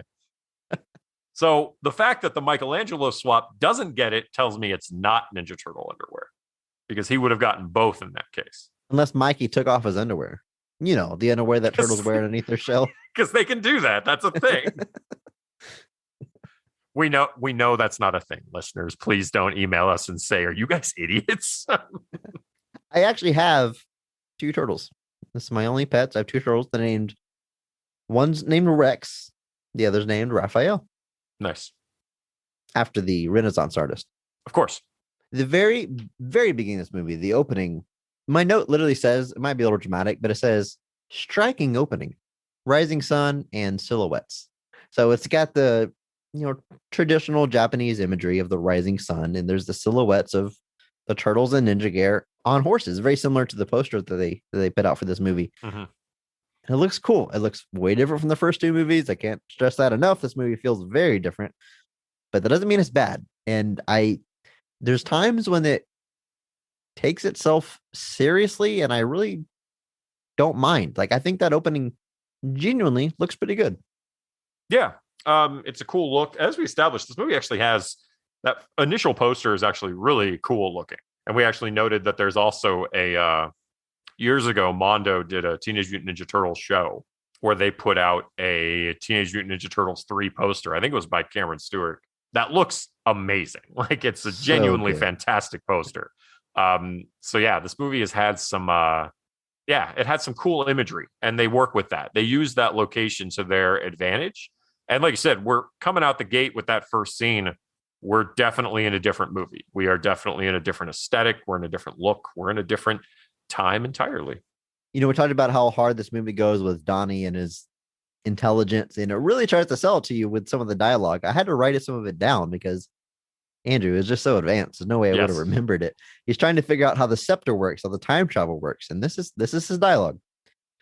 He's kind of muttering to himself. Subtract the cosine from the inverted integer. Subtract the flangular. And that's where he trails off. Yeah. I don't know what a flangular is, but it's involved in time travel, apparently. Apparently, yes. There's another time whenever they're in ancient Japan and Leo rides by on a horse and Donnie says, sometimes I hate that guy. for some reason. And then he starts muttering to himself again. Now let's see the square root of, and then trails off again. So, I mean, square root, integers. This guy's a genius. This guy's smart. He knows machines. He knows machines, including ancient time travel machines. Andrew, I think I know the answer to this, but whenever you think of Teenage Mutant Ninja Turtles, whenever you sing those words, what theme song do you sing? It's the 87 theme song. Okay, fair. I don't. I really like that first Nickelodeon series they did, the one that's like 3D animation, which Yeah. is, It's really good. Don't misunderstand me. I was older by the time it came out. I didn't like grow up watching it. I revisited it later. And it's really good. And the opening, the theme song is really good. It like pays homage to that original without being a ripoff.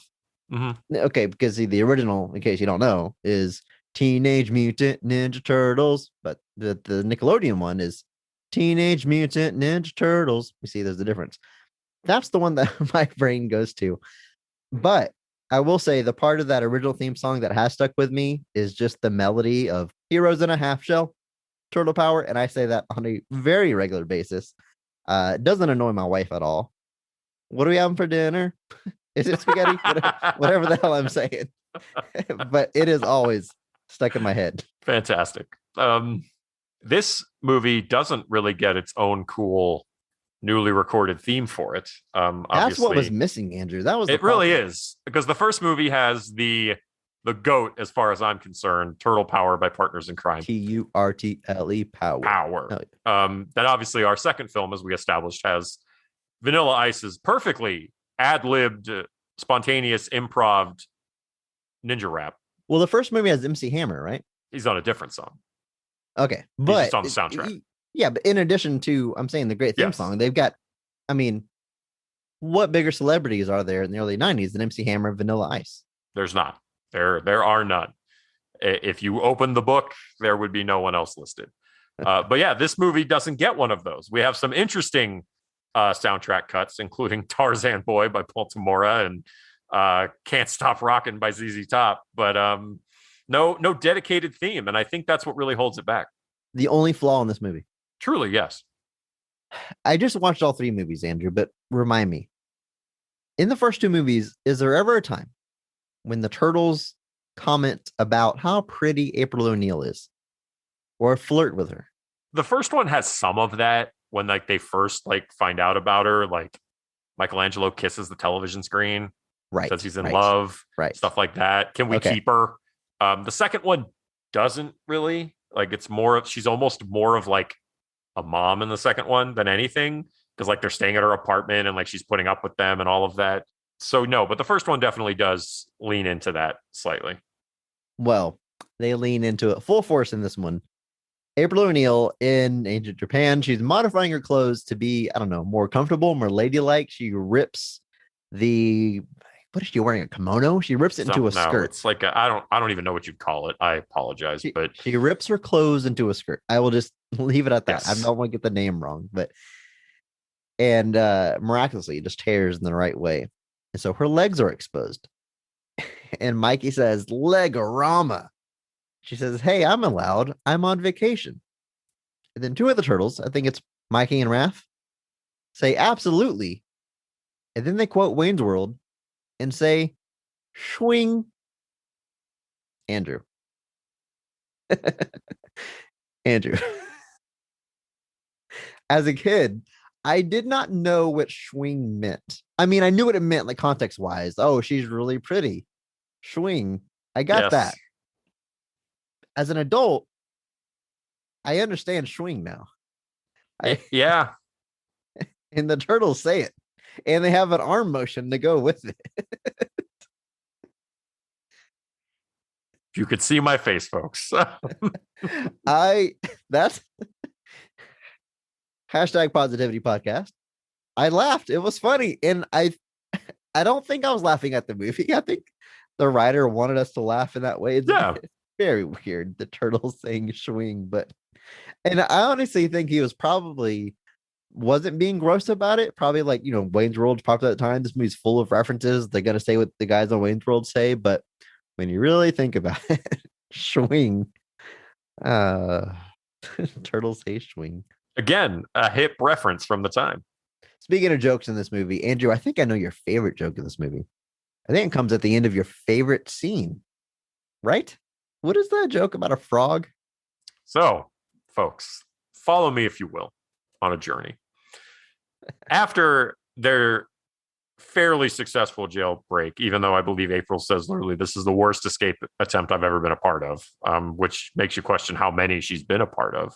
But they jump through this sewer basically and like get ejected from the side of this castle and land in a bunch of mud, where Leonardo makes the hip quip, mud wrestling is a spectator sport. But at one point, Donatello says, I swallowed a frog. Hope it wasn't an ancestor. The Ninja Turtle says that? Yes. The Ninja Turtle, who has only time traveled back a few hundred years, hopes this frog wasn't an ancestor. Right. Because if it had been, like millions of years, like evolutionary speaking, it could have been true. But if you go back far enough, yes, there's a possibility. But yes, because feudal Japan was not that long ago. Look, Donatello knows machines, Andrew. He doesn't know evolution. He knows biology. Certain sciences. He doesn't know other ones, apparently. Now that is a scene I laugh at for maybe the wrong reason. Yes. But the movie doubles down on it because later Michelangelo makes a reference to them being descended from frogs or being frogs. The people of the village are scared and they're running, and he says, wait, I'm really a beautiful princess in disguise. I feel like the guy writing this, just like for those two jokes, was like, it's fine.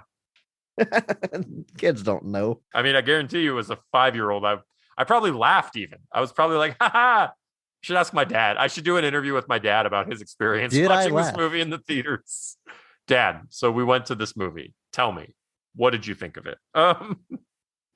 One of the more serious scenes in the movie, like really serious. He saves Yoshi, the young boy, from a fire, and he makes the Kurt Russell joke. But then Mitsu says there's no life in him. Like she don't say he's not breathing. She says there's no life in him. And I guess they didn't know CPR back then. So Leo takes Yoshi and says, "Trust me." And Leo gives the young boy CPR. He gives him mouth-to-mouth resuscitation. The other turtles are keeping everybody back. And this scene goes on for a long time. And it's, again, deadly serious. And it's an odd thing watching a Ninja Turtle give CPR. But on a base level, I like the turtles being heroes in such a specific way. Like it's not always them fighting with their weapons, fighting the bad guys. As weird and serious as that scene is, I kind of like they go that extra step to show that they're just all around good dudes. Yeah, I can dig that. Also, Leo gets to actually sword fight a lot of people in this movie. Yeah. And that's awesome. He we talked about how in 2, most of his uses of his swords are like cutting a rope. Like in the intro fight, he like throws them into the ceiling and like hangs off of them, which I don't think that's how physics works. But but like a lot, and then like later he just has like sticks and stuff. So like he doesn't really in this movie, obviously by the nature of everybody in Japan having a sword, he gets a lot of sword fights in. So I thought that was also just, I don't know if we've just decided that it's just make it violent, the kids won't care, or if at that point they were like, well, be kind of dumb if they go back to feudal Japan and they don't sword fight. Yeah, it really just fits in, with the setting of the movie. There's a fun callback to the first movie when Mikey is teaching them how to make pizza using like their old ovens and stuff. And he tells them, all you got to do is keep your delivery under 30 minutes. Yes. Classic callback. Classic callback. Speaking of Yoshi, though, the young boy, he's got a lot of genuinely sweet scenes with Raphael. Raphael's like the angry one, the bad boy, I don't know, the bad turtle, and short temper, all that. Yeah. But there's scenes where Yoshi is like scared of what's going on, and he's the one that like talks him down and bonds with him, and genuinely effective scenes, genuinely work. Overall, like I give Raphael the Mark Strong award for the first movie. Like based on the movies alone, Raphael might be the best turtle. Or Leonardo is my favorite overall in the media, but they could really give Raphael a lot of shades to his character and a lot to do. Well, yeah, This they do, movie is no and exception. he is also the other character that when we reach the end of this film also considers staying. I just liked Michelangelo's his depth a little bit more. But yeah, Raphael, when they get to the end, Raphael's also like, you know what? Why not stay here? Why not stay here? This could be a better place for us. And, Raphael's kind of frustration at not being able to be kind of out in the open, that's a point in the second film where he's like, we saved the city. I don't really understand why we have to keep hiding. And Splinter never really gives him a good answer to that. Outside, we just don't fit in up here. Although the first film shows Raphael like going to the movies and stuff, so I don't. Really But Andrew, know. he had a trench coat and a fedora on. That completely masks his disguise to the point that a cab driver accurately shows exactly what he is. That's like some one of my sort favorite of lines. giant turtle in a trench coat. We're going Or to LaGuardia, LaGuardia, right? But what I love about that is I think one of the themes in that first movie in particular is like New York is a weird place. And like people Yes. don't bat an eye about street gangs, about mutated turtles. Mutated They're like, oh turtles, yeah, whatever. that's weird anyway. And that's just kind of the tone of Well, and they New bring that York back in the second one because there's a scene where Toko and Razor are like ripping apart the street. They're like knocking Yeah. over telephone poles, power poles, flipping cars. And there's on the other side, far away from them, there's this couple getting into a cab. And the guy's like, look, there's two animals ripping down all the telephone poles. And she's like, so? He's like, what do we do if they come over here? And she's like, they can get their own cab. And they just get in and leave. And so they definitely lean into like New York is not really a place that's going to like bat an eye at this. Yeah. And then oddly, the end of the second film, just kind of like they're out in the open, kind of whether they like it or not. They're on the cover of the newspaper and everything. But by this film, we're back underground again. But Not only are they on the cover of a newspaper, but clearly Vanilla Ice's hit song Go Ninja Go is getting airplay because Splinter quotes it when he makes Another Funny. which, given that he was not in attendance for these actions, Had to the have heard only on the way he radio. could have heard it was hearing it on the radio in like the hour it took the turtles to get back to the lair at that point. But Man, but those no, first two movies are really good, aren't they? they are fantastic. But no, so Raphael and Michelangelo both get some really cool moments here where we kind of lean into that. Michelangelo is one of my favorite characters. Like I like Donatello a lot. He's my guy. I had a Donatello stuffed animal growing up that's also probably still at my parents' house, and I took that thing everywhere.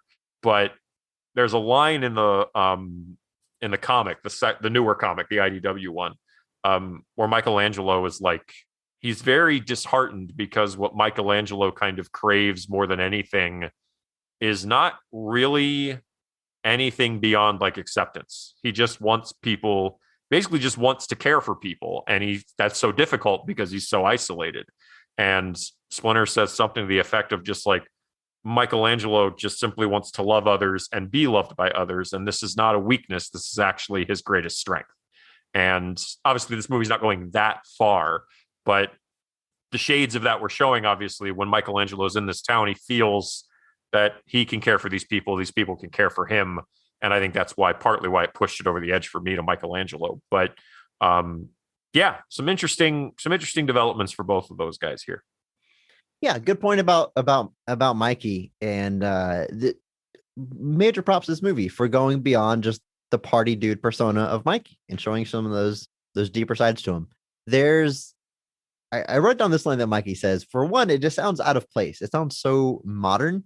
It's whenever they're under the impression that Mitsu knows where the scepter is that can take him home, but she's been hiding it from him because she wants their help.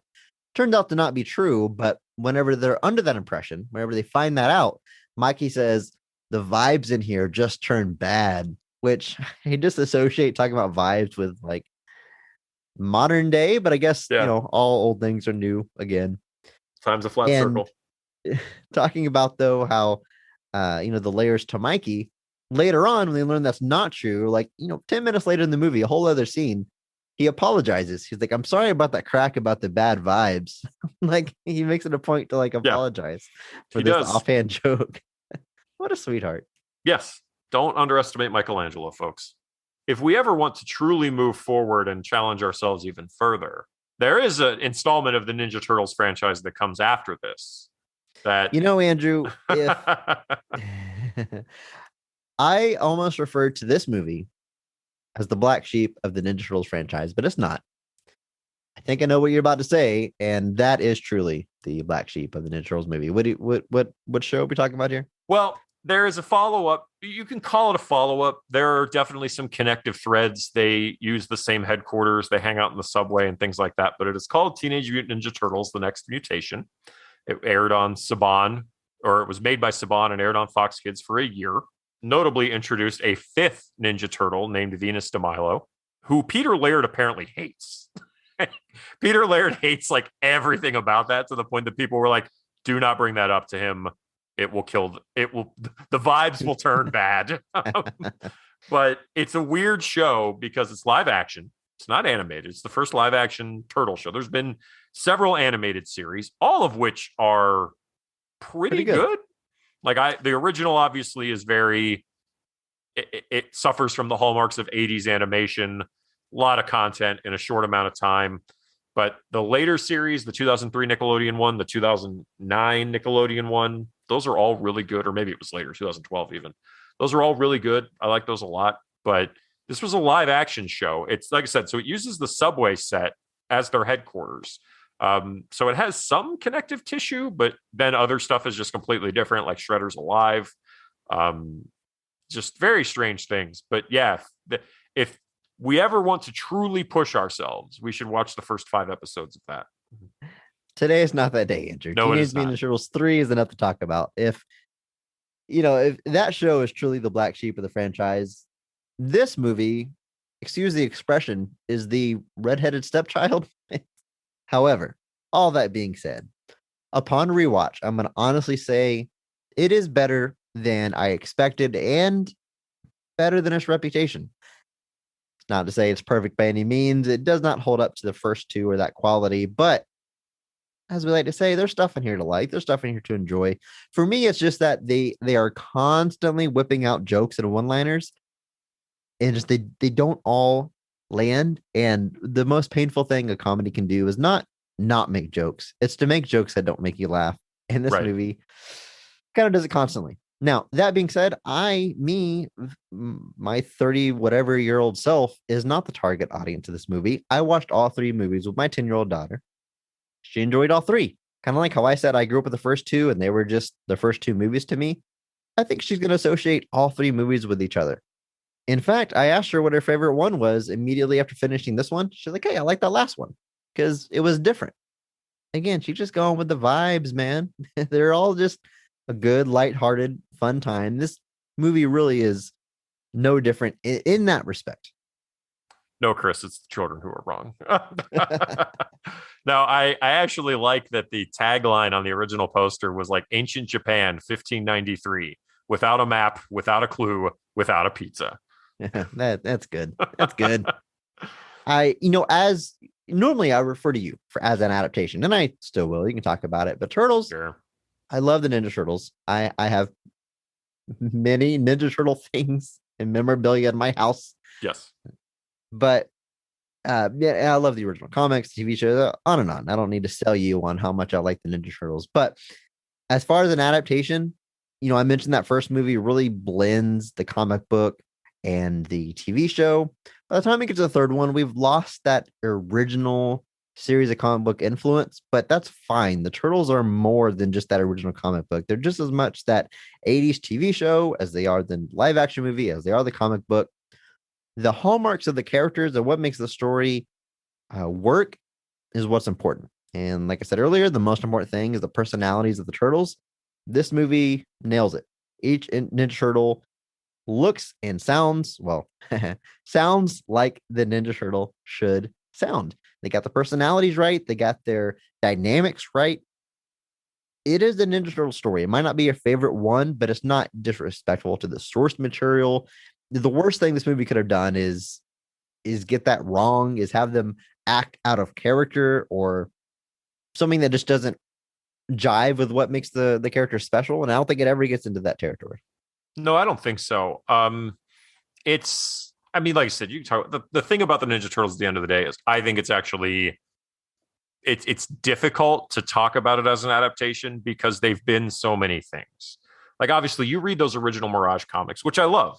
I'm not going to pretend that I don't. I have all 6 or 7 of those Ultimate Collections IDW did, the oversized productions, and I'll keep those forever. Even in all my downsizing, like I hung on to those because I was like, that's stuff that I want for sure.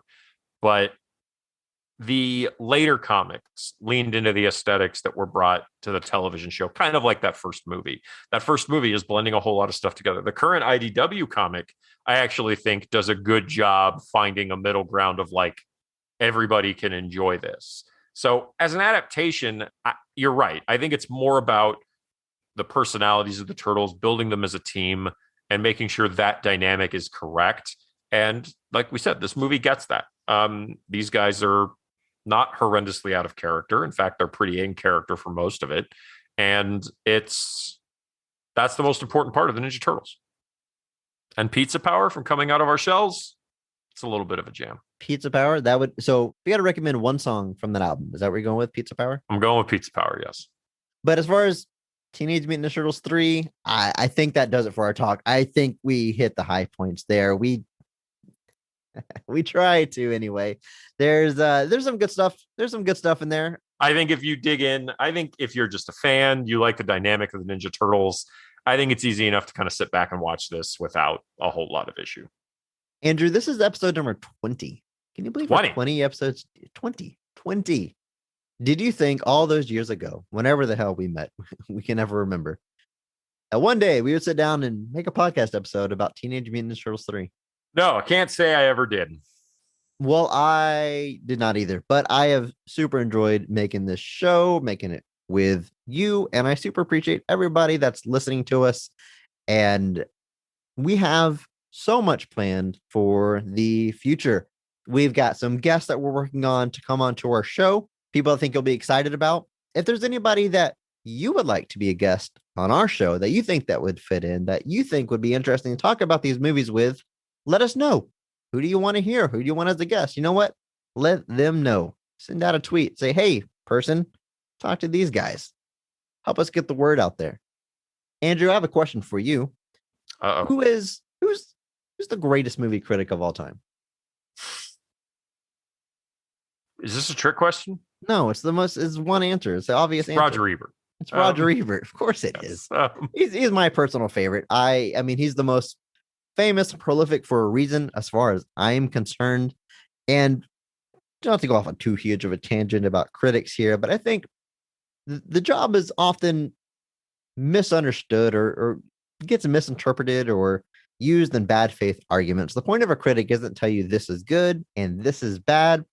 It's just someone with some expertise that can give their fair criticisms. And if they're a good journalist, they're going to present it in a way where even if you ultimately disagree with their opinion, by reading about it, you can kind of judge how you might feel about that piece of art. That's how I view criticisms. Roger Ebert, I don't agree with all of his reviews at all. There's some that I feel very differently about. He hated Fight Club as an example. I really enjoy that movie. It goes on and on. But the way he wrote, he's such a good journalist, obviously very passionate about movies. I've read so many of his reviews. And believe it or not, Andrew, he's reviewed a lot of the movies that we've covered on this show. Has he now? He has. I want to play a game with you. Let's play Thumbs Up or Down. It's a very clever name. Very. We're going to go through the movies that we've covered. And I want you to guess whether Roger Ebert gave it a thumbs up or a thumbs down. Now, to be fair, at the movies, I believe you would have to give the movie at least 3 stars to give it the thumbs up. We're going to lower it a little bit. We're going to make it 2 stars. He worked on a 4-star rating system. So if it's 2 stars or below, we're going to call that a thumbs down. If it's 2.5 stars or more, that's a thumbs up. So you have to guess what Ebert gave it. And I will say this about Roger Ebert. He was a bit notorious for being against the grain at times. Probably most famously gave the movie Anaconda 3.5 out of 4 stars. I thought you said that was against the grain. Oh, is that? Okay. Recognizing the cinematic genius of Anaconda is by no means against the grain, Chris. Anaconda's at a 37% on Rotten Tomatoes, but Roger Ebert gave it a glowing review and he stood by it. And he said his rating system was based on a movie reaching its potential. You go into a giant snake movie, you're not looking for Oscar contender performances, you're looking for a good time at the movies in the summer. And that's what he based it on. That's why I gave it 3.5 stars. So He's not incorrect. man, how about that part at the end whenever John Voight gets regurgitated and he winks before? I think about that scene probably more often than any person should. Probably, yeah. I rewatched that movie recently for the first time in a long time. I don't remember why. Probably because Roger Ebert gave it 3.5 stars. That actually might have been it. I think you brought that up, maybe. Okay, let's go through these movies here. All right. Thumbs up or thumbs down? Green Lantern. I'm going to say thumbs down. It'll be thumbs up. Now it's 2.5 stars. Okay. It's barely in that thumbs up territory. But he said this in the review. I enjoyed it more than Thor. Is that a hot take from Ebert? Very possibly, because I don't think anybody will claim they enjoyed Green Lantern more than something from the MCU, although I know that Thor is generally seen as one of the weaker ones. Again, that's a general opinion. Please don't send me a nasty gram. But yeah, Thor, I'm a little surprised he's by got the that. blonde eyebrows in Thor, so that It's a little weird. knocks it down a peg. All right, Batman Forever. I'm going to say thumbs up. Thumbs up. Also 2.5 stars. So certainly not a glowing review, but he talked about how great the movie looks. He says it's great bubblegum for the eyes. What a phrase. How would that work? Well, watch Batman Forever, Andrew. I guess. Fantastic Four. Thumbs up or thumbs down? Up. Thumbs down. Oh. He gave that 1 star. Ooh. I tried to pull some positives from his reviews. He didn't say anything nice about that movie, so I have no pull quote from Roger Ebert. So. Okay. X-Men: The Last Stand. Thumbs up. Thumbs up. 3 stars. Pretty good. Wow. Review. Yeah. So here's what he had to say about it. I enjoyed X-Men: The Last Stand. I liked the action. I liked the absurdity. I liked the incongruous use and misuse of mutant powers. And I especially liked the way it introduces all of those political issues and lets them fight it out with the special effects. Man, he was nicer to that movie than we were. The Spirit. Thumbs up or thumbs down? Let's go down.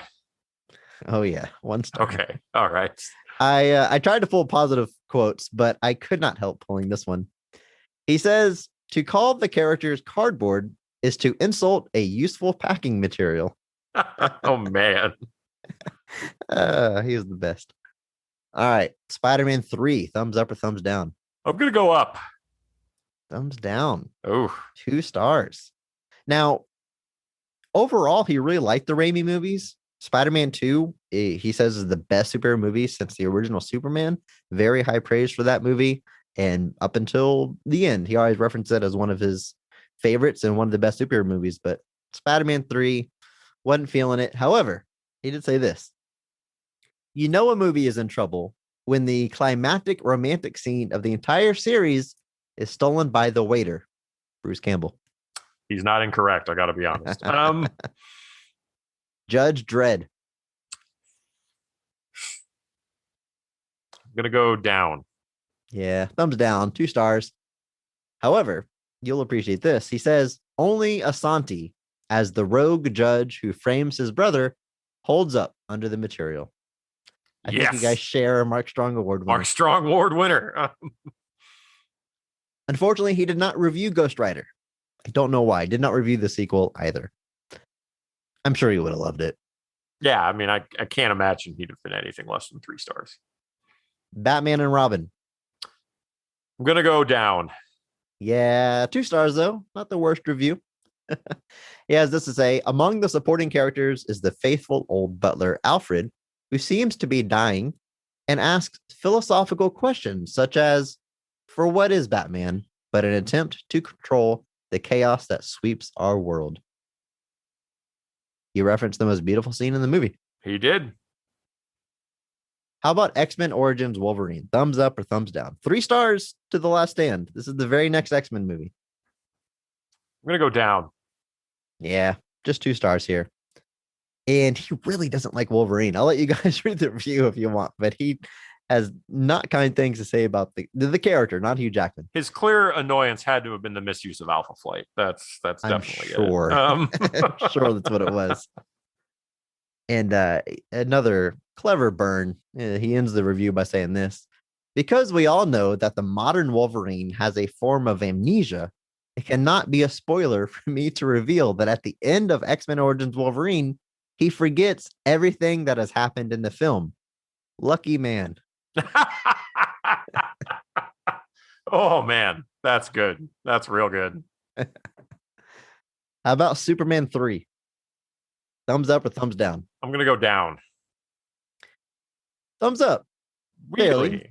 2.5 stars. All right. 2.5 stars. Which, by comparison, Superman 2 got 4. I'll be the first two we give a full 4 stars. He loves the first two movies, but this one, he says, all of this is sort of fun, and the special effects are sometimes very good.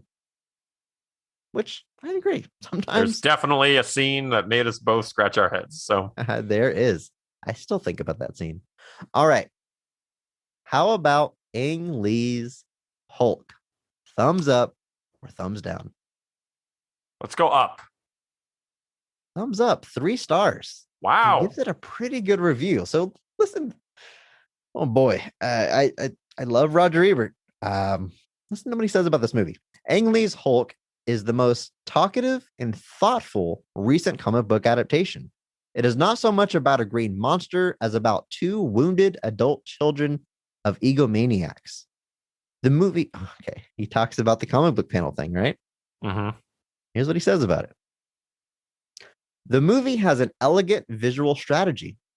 After countless directors have failed, Ang Lee figures out how split screen techniques can be made to work. Usually, they're an annoying gimmick, but here he uses moving frame lines and pictures within pictures to suggest the dynamic storytelling techniques of comic books. Apparently, that works for some people, Andrew. It works for Roger Ebert. It definitely suggests it. I suggest it, sure. All right. Now, sadly, he died shortly before the release of The Amazing Spider-Man 2. But what do you think about The Amazing Spider-Man 1? Thumbs up or thumbs down?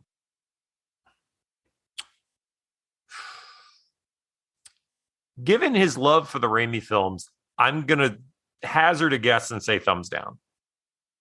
Thumbs up. I'm very happy to report thumbs up because, I love those movies. Oh, yeah. 3.5 stars. Oh, wow. And here's what he said about it. He does love the Raimi movies. I will mind you that. He says, we live in an age of speed up, which may explain why the Spider-Man franchise feels the need for a reboot only 10 years after its first film and 5 years after the most recent one. In its broad strokes, The Amazing Spider-Man is a remake of Sam Raimi's Spider-Man, but it's not the broad strokes we care about. This is a more thoughtful film, and its action scenes are easier to follow in space and time. If we didn't really need to be told Spidey's origin story again, at least it's done with more detail and provides better reasons for why Peter Parker throws himself into the superhero role. Pretty high praise for the movie. Yeah. I wish he would have reviewed or been able to review the second movie. I would love to know if he's in my corner or not. It's a great movie. All right. How about The Phantom? Thumbs up or thumbs down? I'm going to will this into existence. Thumbs up. He loved that movie. 3.5 stars. Yes. It is a glowing review. The movie is wonderfully entertaining, red-blooded and rousing, and with a production design that makes it uncommonly handsome. The movie is also smashingly entertaining on the story level. Yeah. Vindication. He praised that movie throughout. All right. X-Men Apocalypse also released after he passed away. The last X-Men team movie he got to review was X-Men First Class. What do you think? Thumbs up or thumbs down?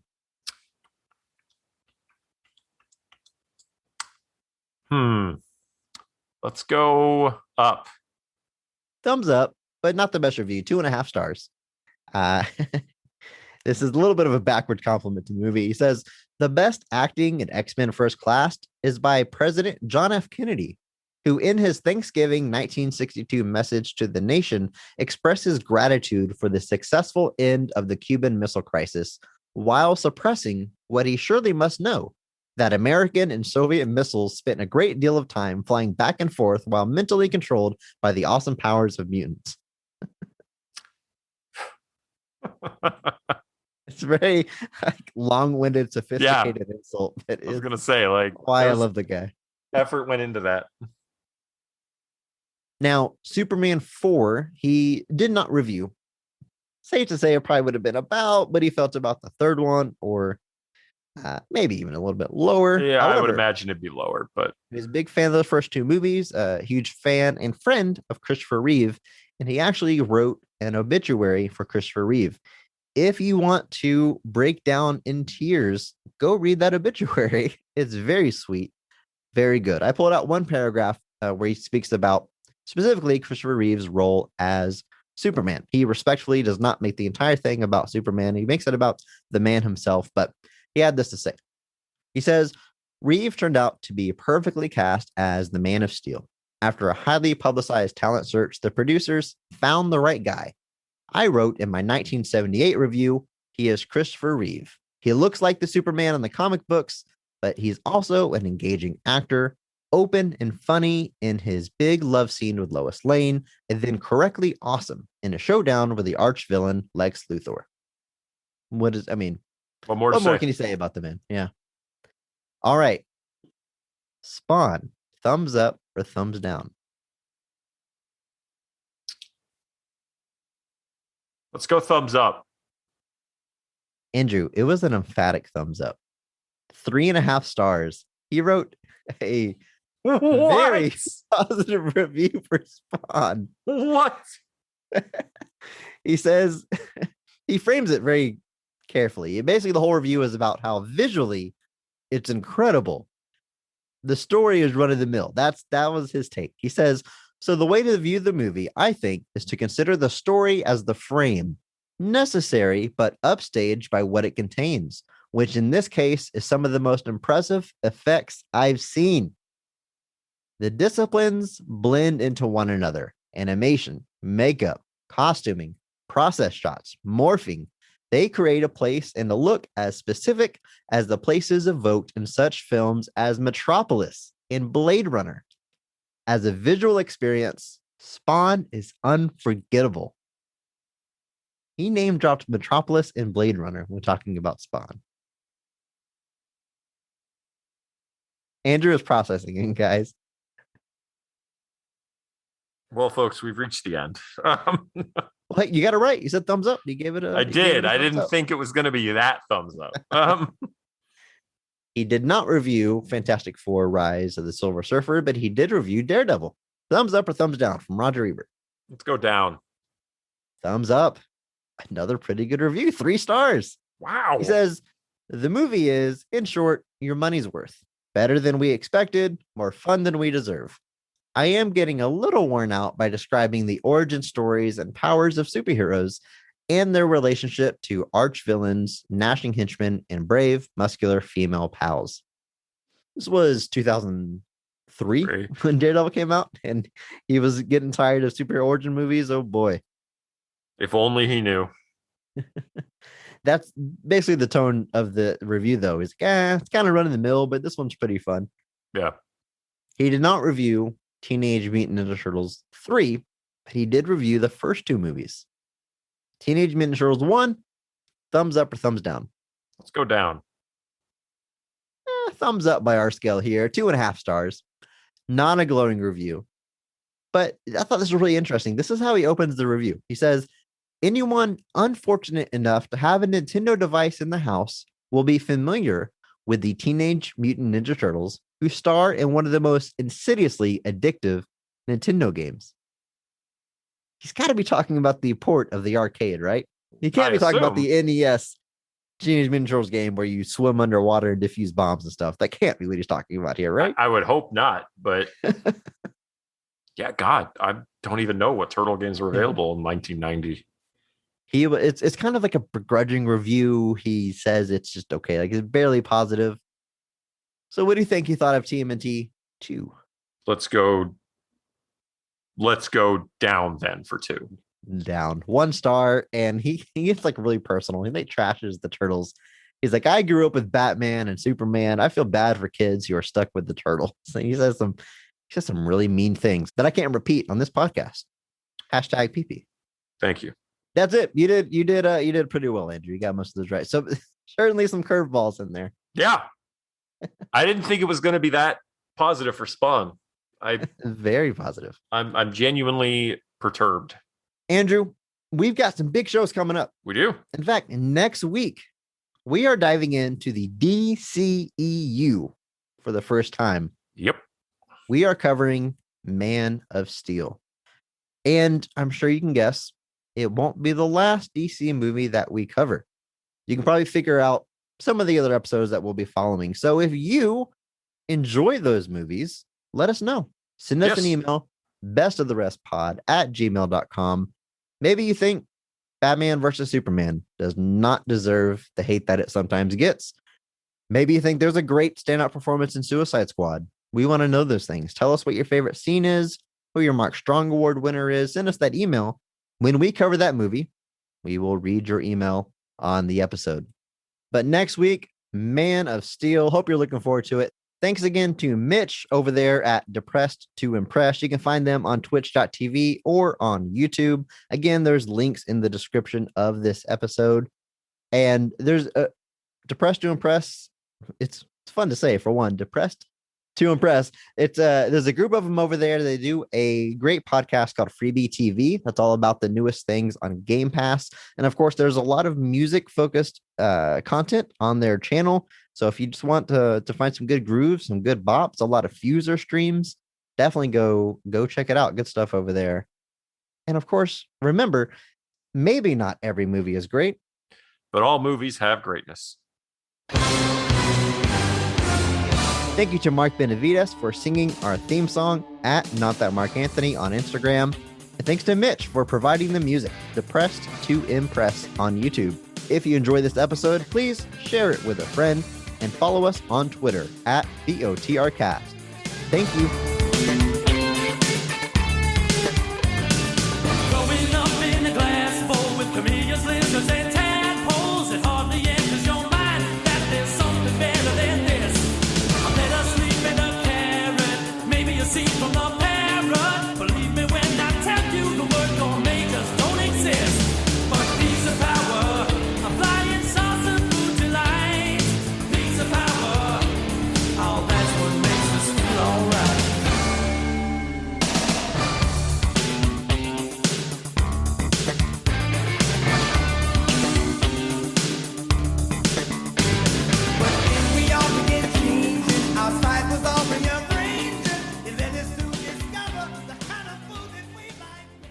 It's one of my favorite pieces of original art that I own. Very cool. Is it signed? Yes. Wow. Yeah. Well, I mean, I guess it's obvious. You sign all your sketches, but never mind. Doesn't matter. I'm going to ask that question because it's stupid. They also recently just published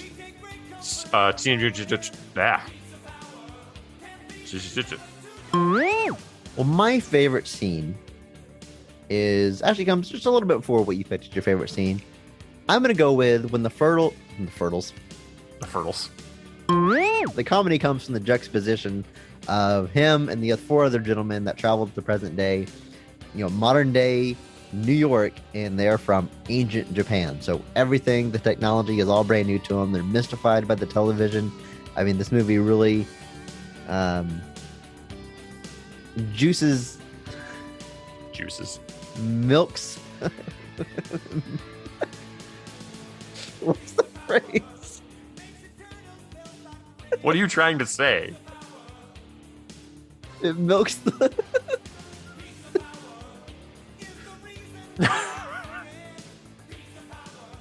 I can't help you. I don't know what you're trying to say, Chris. It gets all that it can out of that premise. It gets every ounce of humor. Yes, it milks it.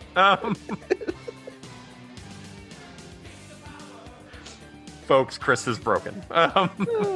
He's never coming back. Oh, God. I gotta call that.